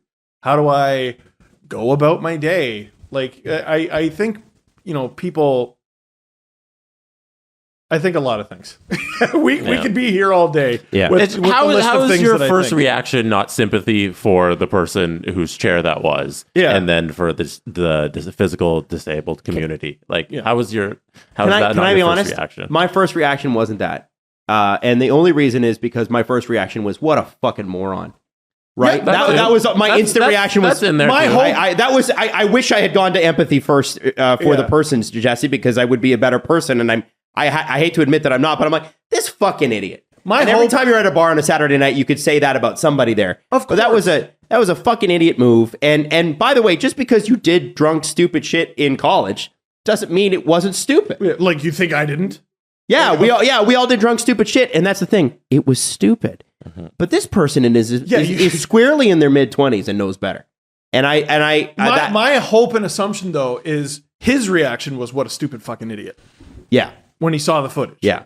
Yeah. Well, Jesse, I think you make I think when you say you feel bad, like I guess I wish I was a better person, but my thoughts went to him and go like, how did none of his friends go, what the fuck are you doing, man? Get better friends too. I think you see the video, because I want to say, I'm not 100% sure on this, but I think the context for the video, like this wheelchair belonged to a person. Mm-hmm. That person was downstairs. That person was then stranded downstairs until someone had to help them up. I think, maybe you I don't know what he assumed. Like, this is just the bar's wheelchair in case someone needs it. I don't know. Even if it was. But you don't associate it as a person or an extension of a person. Mm-hmm. I'm certainly not saying a wheelchair is a person, but it's an extension of that person. That's how they get around. And but again, because of this hush, don't ask that. Yeah. I think that causes people to not associate those things. And the reason we're talking about this is because it's Carson Briere, Daniel Briere's kid, and that side of it is wild, because this dude just became GM he's worked for 8 years after he retired. He was up for the Montreal job, didn't get that. He goes to the Philadelphia. It was within the Philadelphia organization, works his way all the way up from the ECHL GM role, and now he gets to be GM of the Flyers at the GM meetings 4 days after he's GM. And then this happens. Dude, I've told this story before. I got a speeding ticket when I was 18 on my way to my shift at the zoo. And I told my parents that. My shift ended at, I think, like 6. And this is the middle of the summer. I clocked out. I stayed and continued working for another 2-3 hours till my boss found me and was like, you can't just stay and go home. And I was like, I really don't want to, man. So that's because I didn't want to get in trouble for the speeding ticket. Holy shit. Danny Briere, 4 days into an extremely stressful job, thrown to the wolves at the GM meetings. And then I got a call because your dumbass threw a wheelchair down the stairs and it went viral. And now I got to fucking deal with that. Yeah. And would you want to go home? And when he gets that call, he's surrounded by 30 other GMs who are just meeting him as their peer for the first time. He's if you can't find Danny Briere in the crowd, he's the one with steam coming off of his head. Well, you hope. So anyway, we'll see how the story unfolds. Obviously, going forward here, as of the recording, anyway, Mercyhurst has not said anything else. All we know is that every time they are tagged, they are untagging themselves. So any time that they are tagged in a tweet regarding the incident, they are untagging their social media. I think you're fighting an uphill battle. Whoever's running that account. No kidding. So another one that's been kind of brewing is 32 Thoughts made an allusion to the Philadelphia Flyers and Chuck Fletcher and Ivan Provorov. And what the quote from the 32 Thoughts podcast from Elliot that I wanted to bring up is the suggestion was that the Chuck Fletcher switch may have been sealed when Ivan Provorov decided to boycott his team's pride jerseys in warmups. Apparently, that was a surprise. And he said, basically, Comcast, which owns the Flyers, majority owner of the Flyers, Elliot said this: you cannot surprise ownership like that. From the moment that happened, I think there were going to be consequences. That's as far as he went. Interesting. And I don't, and I'm from what I've heard anyway, and what I've read alluded to, Comcast has never said anything, but they were pretty pissed. The other quote that I read, I think we read different quotes from the same podcast, was the Flyers would make a decision, and then people would call around and text around the league from within the Flyers organization to distance themselves from decisions that they disagreed with. Which just goes to show, like, it's wildly dysfunctional. It's just about everything we assumed it was. Well, it's everything that Bobby Clark interview was. Did Bobby Clark not do that? Oh, yeah. He distanced himself from everything that happened under his watch while Ron Hextall was the general manager in an interview?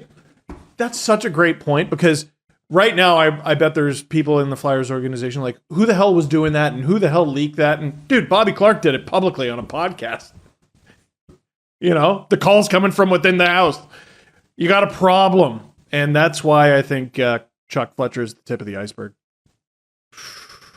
Bit of a Knives Out situation there. That's not good. Yeah. I thought that was fascinating. I don't know if you saw this. Adam Oates, who is Trevor Zegras' agent, was on Kipper and Bourne. Yeah, I didn't know that. Adam Oates he's been like a skills coach. He's been an agent. But he's also been, I think he's been a head coach for a bit too, but he's been accused of, this was a while ago now.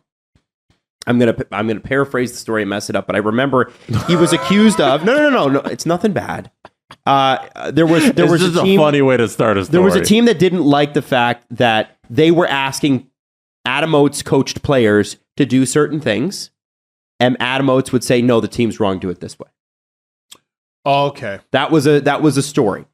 Now, he was on Real Kipper and Bourne. You wouldn't be the only skills coach to do that, by the way. And he said, there's a difference between Instagram skill and skill. He's got both. So I'll give you the full one. He's a very talented man, Oates said of his client. This is the article from sportsnet.ca. But for me personally, there is a difference between Instagram skill and skill. And he's kind of got both. And I'm trying to get the Instagrams out of there.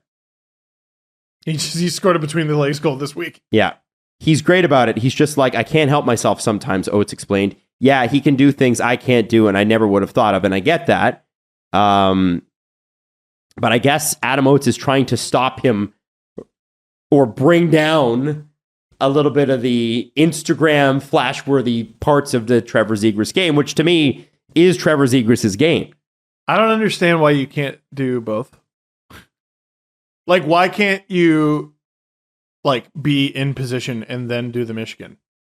Like, I don't understand. Well, here's what he says. He said, you have a window of opportunity to make that play go ahead, as of, like, really great players or plays. Otherwise, make the right hockey play at that time. Last time I checked, and he's comparing this to Instagram. Last time I checked, if you get 80 assists, they're going to like you as well. So he's saying, don't do the Instagram thing to be liked. Make the hockey play, get a bunch of points, and they'll like you anyway. He sounds like he's appealing to a certain crowd who just wants to hear this. Trevor Zegras' most notable assist was the one he was criticized the most for. What's he talking about? That's why I brought this up, because if this was my agent, I'd be like, can you shut up? So he's not his agent. Oh, he's not his agent? Pat Brisson is Trevor Zegras' agent. Okay. All right. Adam Oates is his skills coach. Okay, my bad. I would still say, hey, you're my skills coach. Shut the fuck up. Dude, a lot of hockey guys talk, and if you press them just a little bit, everything that they're saying falls apart. Because that doesn't make any sense. Why doesn't that make sense? Tell me why that doesn't make sense. Every flashy thing that I've ever seen Zegras pull off. So I think he's done the Michigan twice, he did the dish again, and he's done this between the legs goal. He pulled off successfully because he had the window. So what's the problem? I don't understand. He scored a Michigan, I want to say against the Coyotes. He scored a Michigan against last year's Habs. He scored the dish again against last year's Sabres. And this year he did the between the legs goal against the Seattle Kraken. Of the goals that I just mentioned, the Kraken are the best team. And he did it against Grubauer. So I think he's been able to pull off these wild highlights because he's done it against crap teams. You do this against the Lightning or the Bruins, they'll be like, holy shit. That's pretty cool. Yeah, that's a good point. You were able to pull that off. But if you go back and look at some of the craziest highlights in NHL history, you can find that the players had the room because the team they were playing was out of position or wasn't very good. Or go back and look at how the fuck do you allow the OV behind the head goal? You go and I think it was Brian Boucher in net. It's awful. It's awful. You should stop a rolling puck. if you context that play, it's embarrassing. Yeah, it's a cool goal that was coming at you at the speed of smell. Yeah. And I wish I could remember the comedian that I heard the speed of smell from. But dude, the Bure goal on the breakaway where he tucks it back to his feet and kicks it back up to his stick, that's a preseason game. It's a preseason game, and it's iconic. I don't understand why Merrick Malik, he was on the shootout. There was no defense. The greatest goal of all time. Why does Zegras have to lose those things? He knows them. I know he has to work at them in order to keep them, but I don't know, let him work on them just a little bit and maybe have more of a priority to defense or more of a priority to lay in the body or... Adam Oates sounds like he went on the radio. Every hockey guy? And he appealed to a certain crowd, and he said... You mean the crowd's still listening to the radio? Yeah. He said what the radio crowd kind of wants to hear, and he's just that'll get me a bunch of thumbs up from the dads. I said that as a person who currently holds a radio job, by the way. I'm just making fun of myself. You know what's funny? Because we do the podcast together, I sometimes forget that. Oh, I think people don't... I think people are always surprised. I had I heard Adam on TV. Will Looper, who's who's been a listener of ours forever from Carolina, really good guy, tweets back and forth, and occasionally if I have a dumb Canes take, he doesn't hesitate to let me hear it. And he's like, oh, you're still getting up at 4:30? Man, I forgot about that. And it's I love when people every day. visit Toronto from out of town and they'll see your face on a bus stop. Yeah. And they go, whoa! And they'll take a picture and send it to us, and we're like, yeah, we know. Yeah.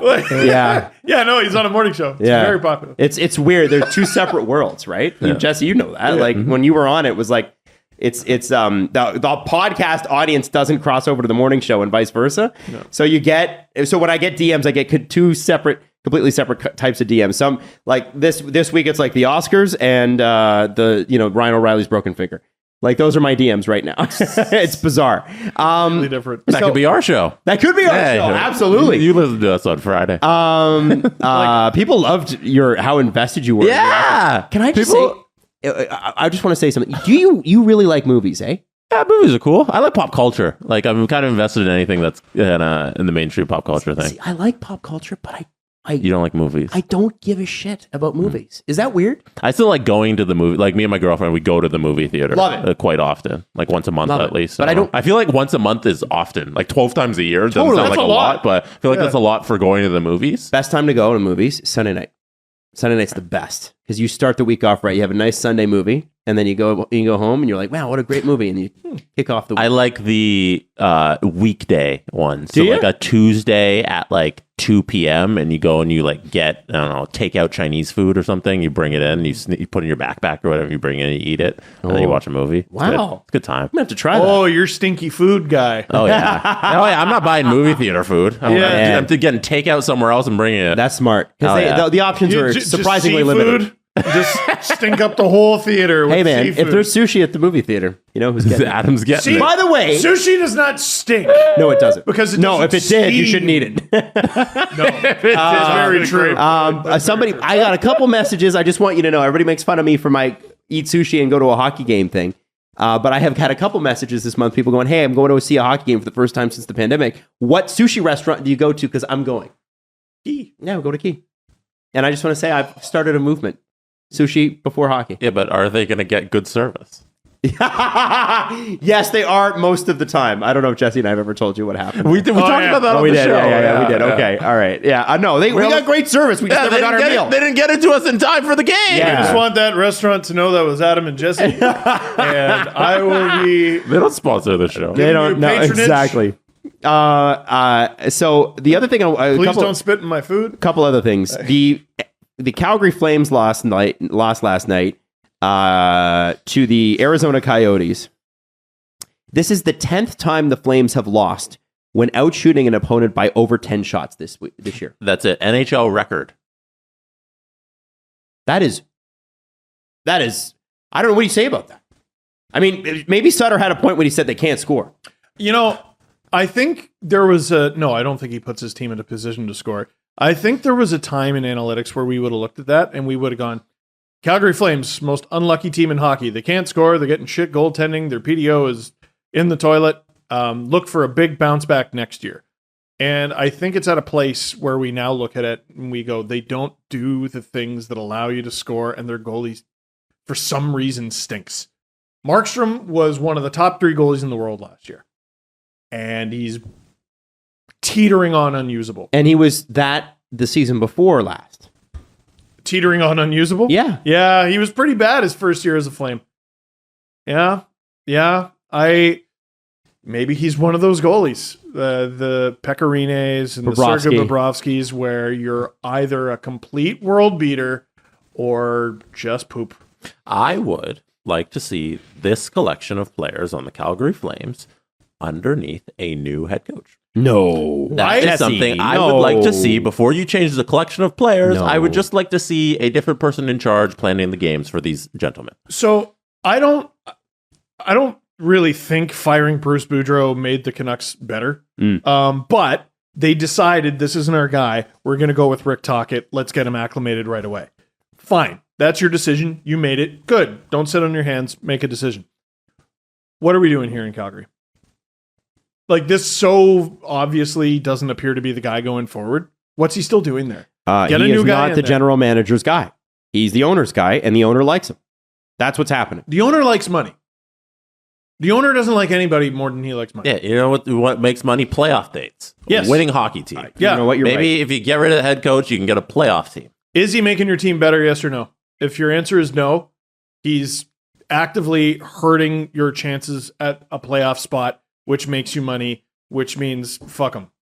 I wonder, In business, that's what it means. as somebody with more knowledge than the three of us, if they could put together some sort of chart that's like a Venn diagram or some sort of table that's meddling owners and like their win-loss records and owners who just put people in charge and leave them alone and their historic record in sports. Because I think the meddling owners are a lot worse than the ones who just kind of sit on the sidelines and are like, my money is going to go up if I just let the people in charge do their thing. Then we would need to objectively, we would need to know who the meddling guys are, which is really difficult. Yeah.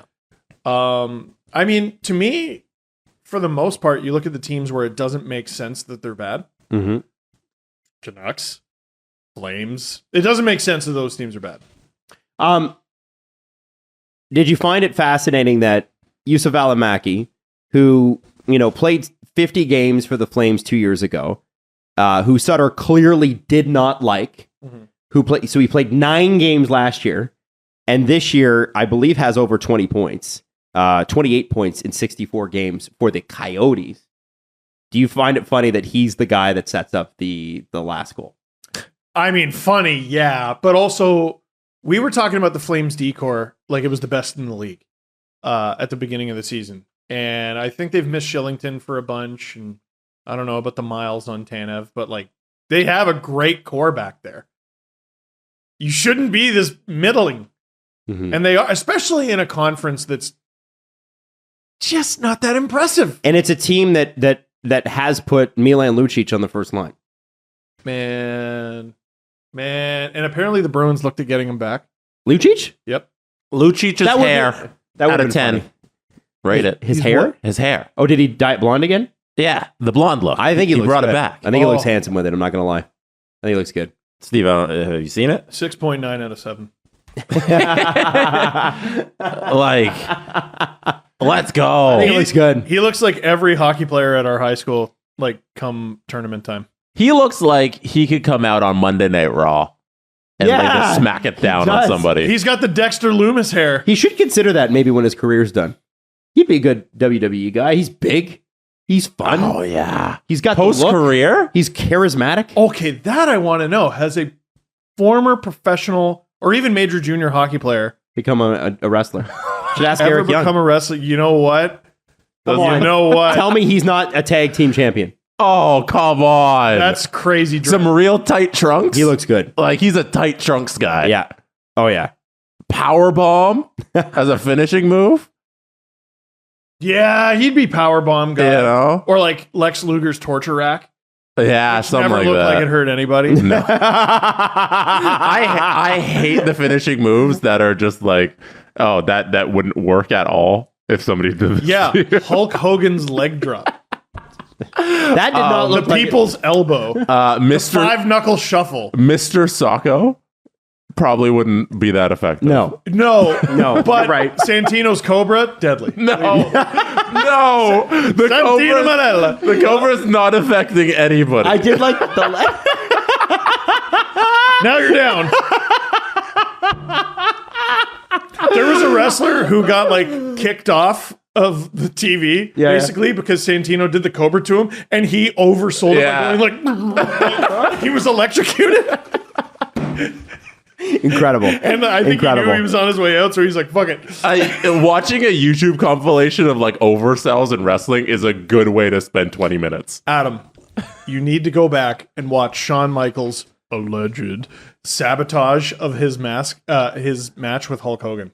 Oh, why? What happens? Basically, him and Hogan were supposed to have a trio of matches against each other. And they were both going to be baby faces for this. So they're both good guys. So it's just icon versus icon. Hulk Hogan had this idea that, nope, one of us has to be face, one of us has to be heel. So Michaels turns heel for no good reason. And he oversells all of Hulk Hogan's offense to a crazy degree, to the point where you see Hogan looking at him like flopping around like, what the fuck are you doing? Why is he doing that?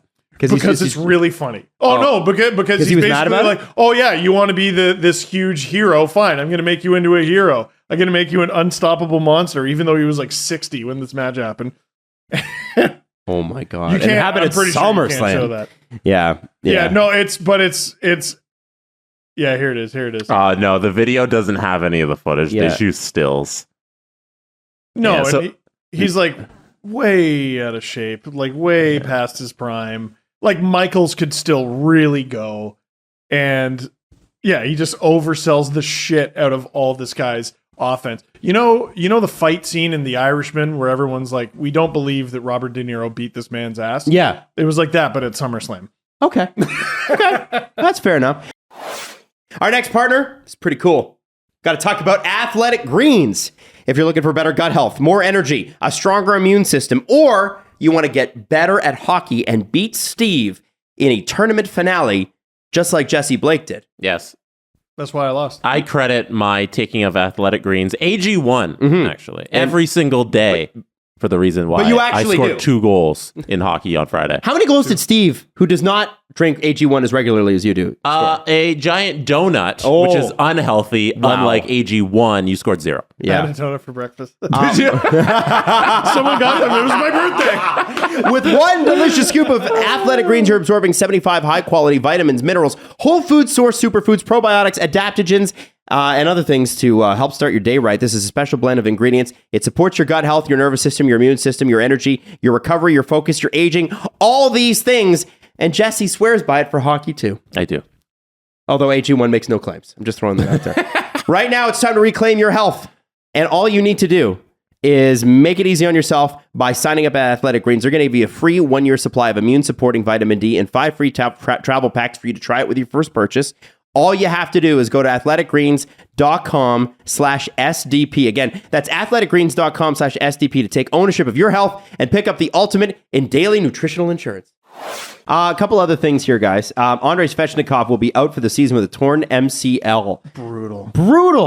What does that do to the Canes? Oh, fucks them up pretty good. I mean, they're a team that Is this a survivable thing?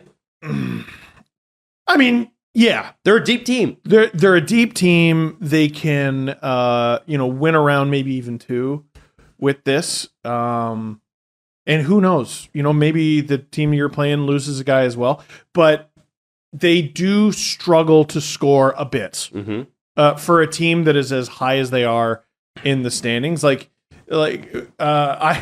was a quiz the other day on Sportsnet at intermission, and they said, "Who's the top scorer on the Hurricanes? Who leads the Hurricanes?" I have no idea. Guess. Sebastian Brent Aho. Burns. Sebastian Aho. Good guess. Brent Burns. Good guess. Nope. It's Svechnikov. Nope. Marty Nietzsche's. Oh, Marty Nietzsche. Oh, we love Let's go. So This is a sharpshooter. yeah, they're a little bit like Seattle, where like they get good, consistent scoring throughout the lineup, but they lack kind of killers, and he was one of theirs. And boy, that really hurts them. Offense tends to go down in the playoffs, so maybe that helps. Defense tends to go up. That's good for them. Mm-hmm. But man, that's a big blow. You know what Big this blow. helps? My New York Rangers ticket for It them does. to win the Stanley Cup. It does, and all of a sudden, there's a little bit more incentive to bust your ass and get into that wild card spot. I mean, there always was, but if you get the second wild card spot, you're just lining up to get slaughtered by the Bruins. You get the top one, and you take on Carolina. I mean, there's no guarantee it's even Carolina. Mm-hmm. We might.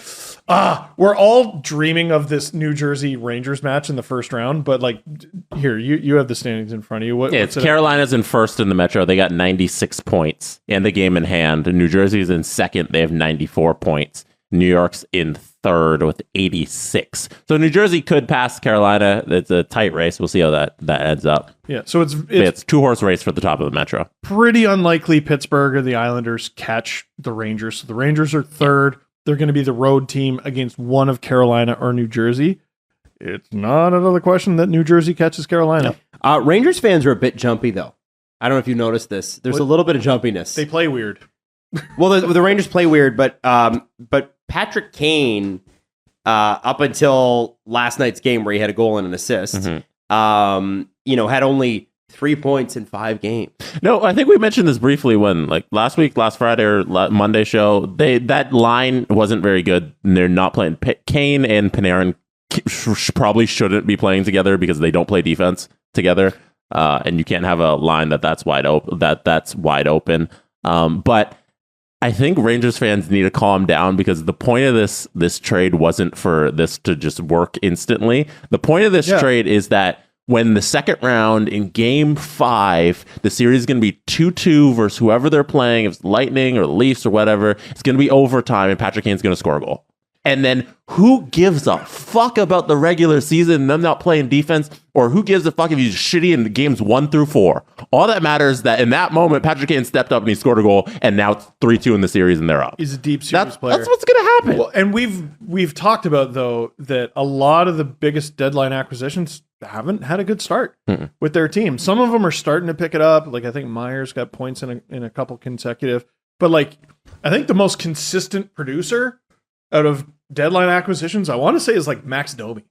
Like he's done an unreal job in Dallas. It's been weird. Yeah. Because like he wasn't even having that great of a season that all of a sudden he's on fire. What we said Markstrom and Rene and Bobrovsky are to goaltending, Max Domi is to production.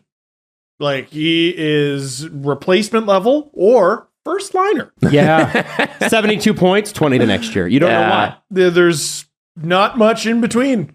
But if he's the Max Domi that we all thought he would be when he was 2015 World Juniors with Canada. Or Montreal when he signed the big extension. Yeah. That first year at Montreal was unbelievable. That's what he looks like right now. And it was that trade was even weird in and of itself because the narrative coming into Max Domi's season was that he was going to be the only one to re-sign in Chicago. Like, oh, he loves Chicago. They love him. Nope. They're going to bring him back throughout this whole rebuild. Max Domi is going to be the staple. That's with the Blackhawks. And they're like, nope, let's get rid of him. And then now he's on fire. I mean, maybe he comes back. Maybe.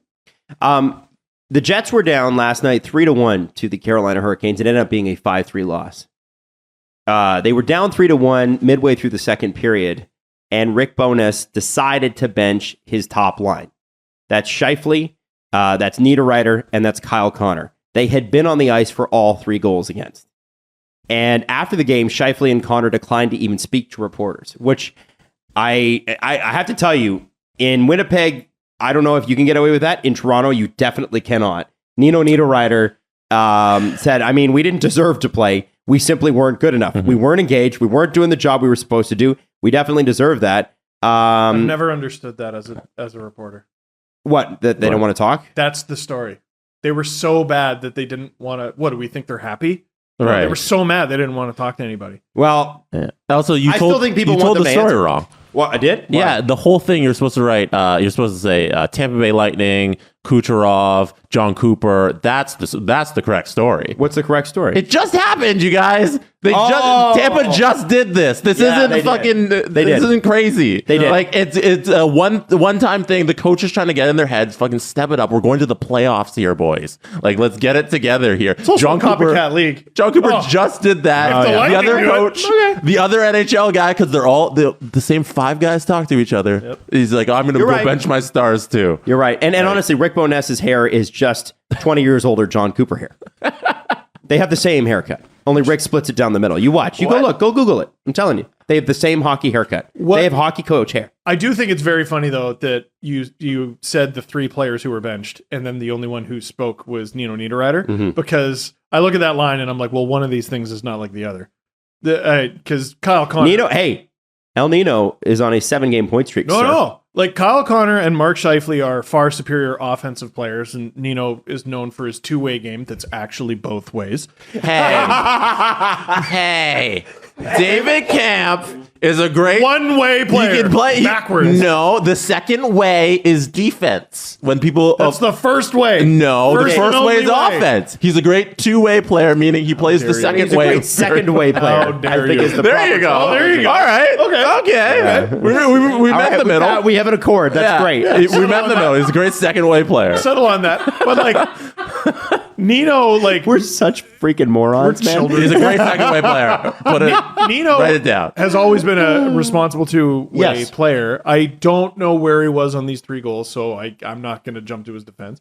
But like Connor and Scheifele, I'm surprised don't get benched all the time. Well, you can't bench them. You need to score goals. You know what I think their problem is they have too much Instagram skill and not enough. That is a bizarre quote. Hockey skill. There needs to be more made of that. The Adam Oates quote about Zegras. There has to be more made of that. I'm surprised anybody heard it. It was said on radio. Oh, hey, it was also shared on social media and at sportsnet.ca. It's a great 2-way platform. Internet and radio. Before we get to the press conference, the Toronto Six are taking on Connecticut. Game 1 is the 17th of March, Game 2, 18th, and Game 3, the 20th. All at the Mattamy Athletic Center this weekend for the Isabel Cup. So just it's the Isabel Cup semifinal. Oh, no way. You can get tickets. They're $10, guys. I didn't know they were already in a semifinal. I know. So just part of the problem. Just want to say go 6. Go 6. Let's do the press conference. Pay your 10 for 6. All right, Jesse. On Friday, we're going to have a special guest. Adam, can you explain who that is? Oh, yeah, Tim Hauraney from our brand new podcast, Nailing the Apex. If you're a Formula One fan, Tim was in line to be a Formula One driver. And he's Canadian, and his story is fascinating. We're going to talk about it a little bit. I'm not going to ruin it for you, Steve, but we're going to talk to him a little bit about what happened after his Formula career was over and why it ended. But he was in the Renault system, Renault being the Alpine cars, talent scouted, went over to Europe, raced there, and that's where you truly develop into a race car driver. And Tim has done a podcast. He's part of the TSN group on television. So you'll see him doing SportsCenter and stuff like that. But he's a fantastic mind when it comes to motor racing. And it's not just Formula One, it'll be IndyCar as well. But we know with Drive to Survive and all the success with that's sort of the gateway drug. And then people go, oh, IndyCar is pretty cool too. And so if you're into that sort of thing, Nailing the Apex comes out 3 times a week, before race weekend, after race weekend, and midweek. But we're having Tim on Friday because we're going to tee up a little bit of the Grand Prix. And I want Steve to hear this story because you still have not heard this story. And Jesse, when we heard it, he kind of talked about it a few podcasts ago. It was pretty wild. It's a good one. And motor racing is completely different than, coming up in hockey, right? So there's a whole different way to do it. Steve, can you give us the opening jingle that you made for us? Vroom, vroom, vroom, vroom. Let's go, Carson. All right, first question. This comes from Barker12. I thought it was a very good question. The Leafs' last home game is Saturday, April 4th against the Habs. That's it, eh? Do you put Wayne Simmonds in the lineup for what could be his last professional NHL game? Oh, they're 100% going to do that. Yeah. So I guess this is a two-parter. We're all kind of in agreement that Simmonds is retiring after April 4th or wherever the playoff run ends. That's certainly my assumption. And, I was going to say, maybe his career could continue with the Marlies. No, if that was the case, I mean, he could have reported there this year. And he didn't. So I think, didn't he play a couple games? I don't think he did. No, not at all. Okay. Oh, okay. I don't think so. Yeah, but we all should think, let's get him in the lineup. That's actually a great point. It was weird to see the Leafs line rushes this morning where they still have the 11-7 setup. Yeah. But with him as an extra. Yeah. Just have him skate the rush. By the way, apparently Jay Woodcroft rode the 11-7 to the conference finals last year with Edmonton. Or at least partially.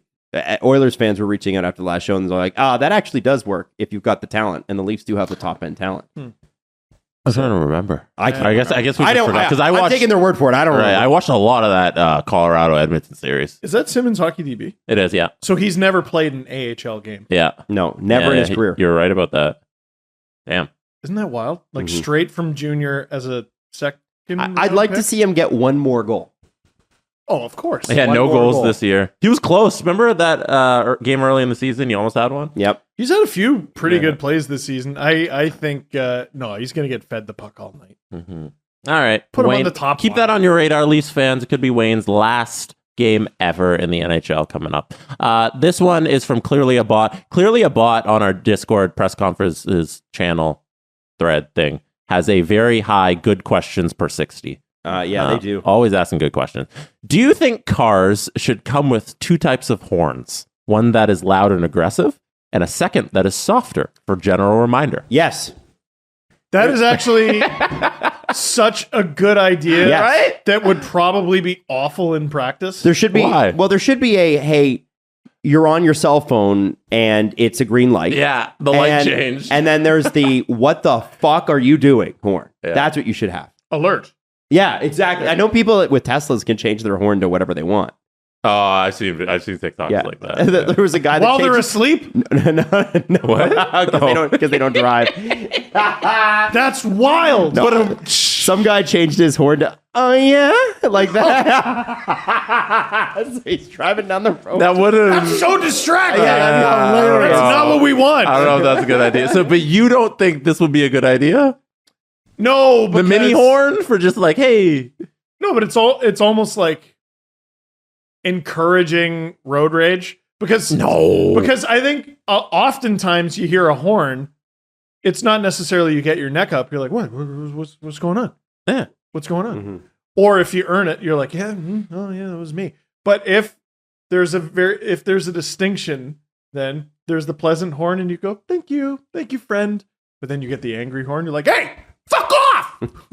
And now all of a sudden it's an incident. It hurts even more because you know it's the angry horn. They went out of the way to press that one towards you. Also, what if you're a driver on the road and it had nothing to do with you, but you hear the angry horn and you go, what was that? And then all of a sudden you're looking beside you and you rear end the car in front of you. On Monday, I know I'm thinking about this like an insurance company, but I'm thinking about that too. Monday morning, I was driving to work and it was probably like, I don't know, 5:45 or something like that. And I'm driving down Richmond and I hear this just loud beep. And I look to the side because you always look, right? And a little car pulls up and they're sticking their middle finger out at me at big time. And I'm like, okay, I drive a truck. So I might have done something stupid. I assume my automatic assumption is that it's me. And I sort of had an out of body experience because it was such an aggressive fuck you that I was like, holy shit. And then I looked inside the car and it was Jax, my co-host. But I was like, I was like, what did I do? And I felt terrible and whatever. If that had been like an angrier horn, I might have driven off the road. So you're right. In practice, it might be. Yeah. It might not be the greatest. It's a funny comment. I like the comment. Let's not do it. I think it's a good idea. Because I don't like doing the horn for like when I'm saying thank you. I like putting my hand out and waving. So I'll do that. And so I would like a horn that I can just tap and be like, thank you. I was thinking about it because apparently in Japan, as a thank you for like if you're trying to get in, and instead of doing the wave, which we do, right hand so you can see it through the back window. That's what we do. They just press the emergency light for just one press. That's a great idea. Whoa. Except it's not, because what if someone's actually using those lights? Well, then it would go for more than one press. Yeah. But then how often do you see both lights in traffic and maybe you think, oh, this person's coming over now. Oh, they're not, or whatever. I just think it's confusing. I'm thinking about this like an insurance company. Innovation. Don't do it. Steve Dangle. Stop making things better. Don't innovate. What if the innovation's bad? I'm Steve. I want everything to stay the same, so I get it. I do not sound like that. No, you know what, Steve? If society stays the same, I'm going to be happy. I'm Steve Dangle. Let's not go to space, because what if it's bad? Nah. You know what? Correct. Steve also thinks we never went to space. Oh, that's yeah. Why was the flag blowing? That is a weird question. Sometimes there are innovations for Instagram. I don't actually think that, by the way. Sometimes there are innovations for Instagram, and sometimes there are innovations for real life. Whoa. Instagram innovation. All right, Oatsy. Steve doesn't think we did it. Yeah. We're trying to get the Instagram out of that. Yeah. Out of the innovation. By the way, Adam, Jesse and I recently discovered that we use the exact same length of stick. And we recently discovered that. We have the three of us have the same hockey stick because we got it for free from Easter Seals. Yeah. I have the same one. Yeah, but you and I are about the same height. Jesse has like 6-7 inches. Yeah, Jesse should probably get a bigger stick. No, what you're saying? No. Some of us have better flexibility than the other two. So all right, I don't need it. All right, I mean that's your choice. There was a dude in hockey who was even taller than Jesse, and his stick looks like a pole vault. Yeah. I think because you know how you're supposed to have your stick up to your nose or whatever it is on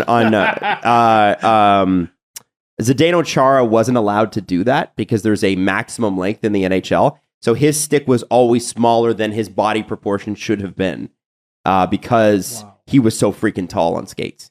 But they couldn't allow him to have a bigger stick. Why did you bring this up? I don't know. Yeah, why did you bring this up? I'm trying to end the show. I don't remember. All right, I guess we'll play the out music. Anything else you'd like to add, Steve? Where should we go now? Why did we start talking about this? Wayne Simmonds was drafted second round in 2007. Cool. And I think that's nuts. Play the music. The Steve Dangle Podcast. Powered by Sports Interaction. Want to bet? Follow the guys on Twitter at Steve_Dangle, at Adam WYLDE, and at Jesse Blake. Connection complete.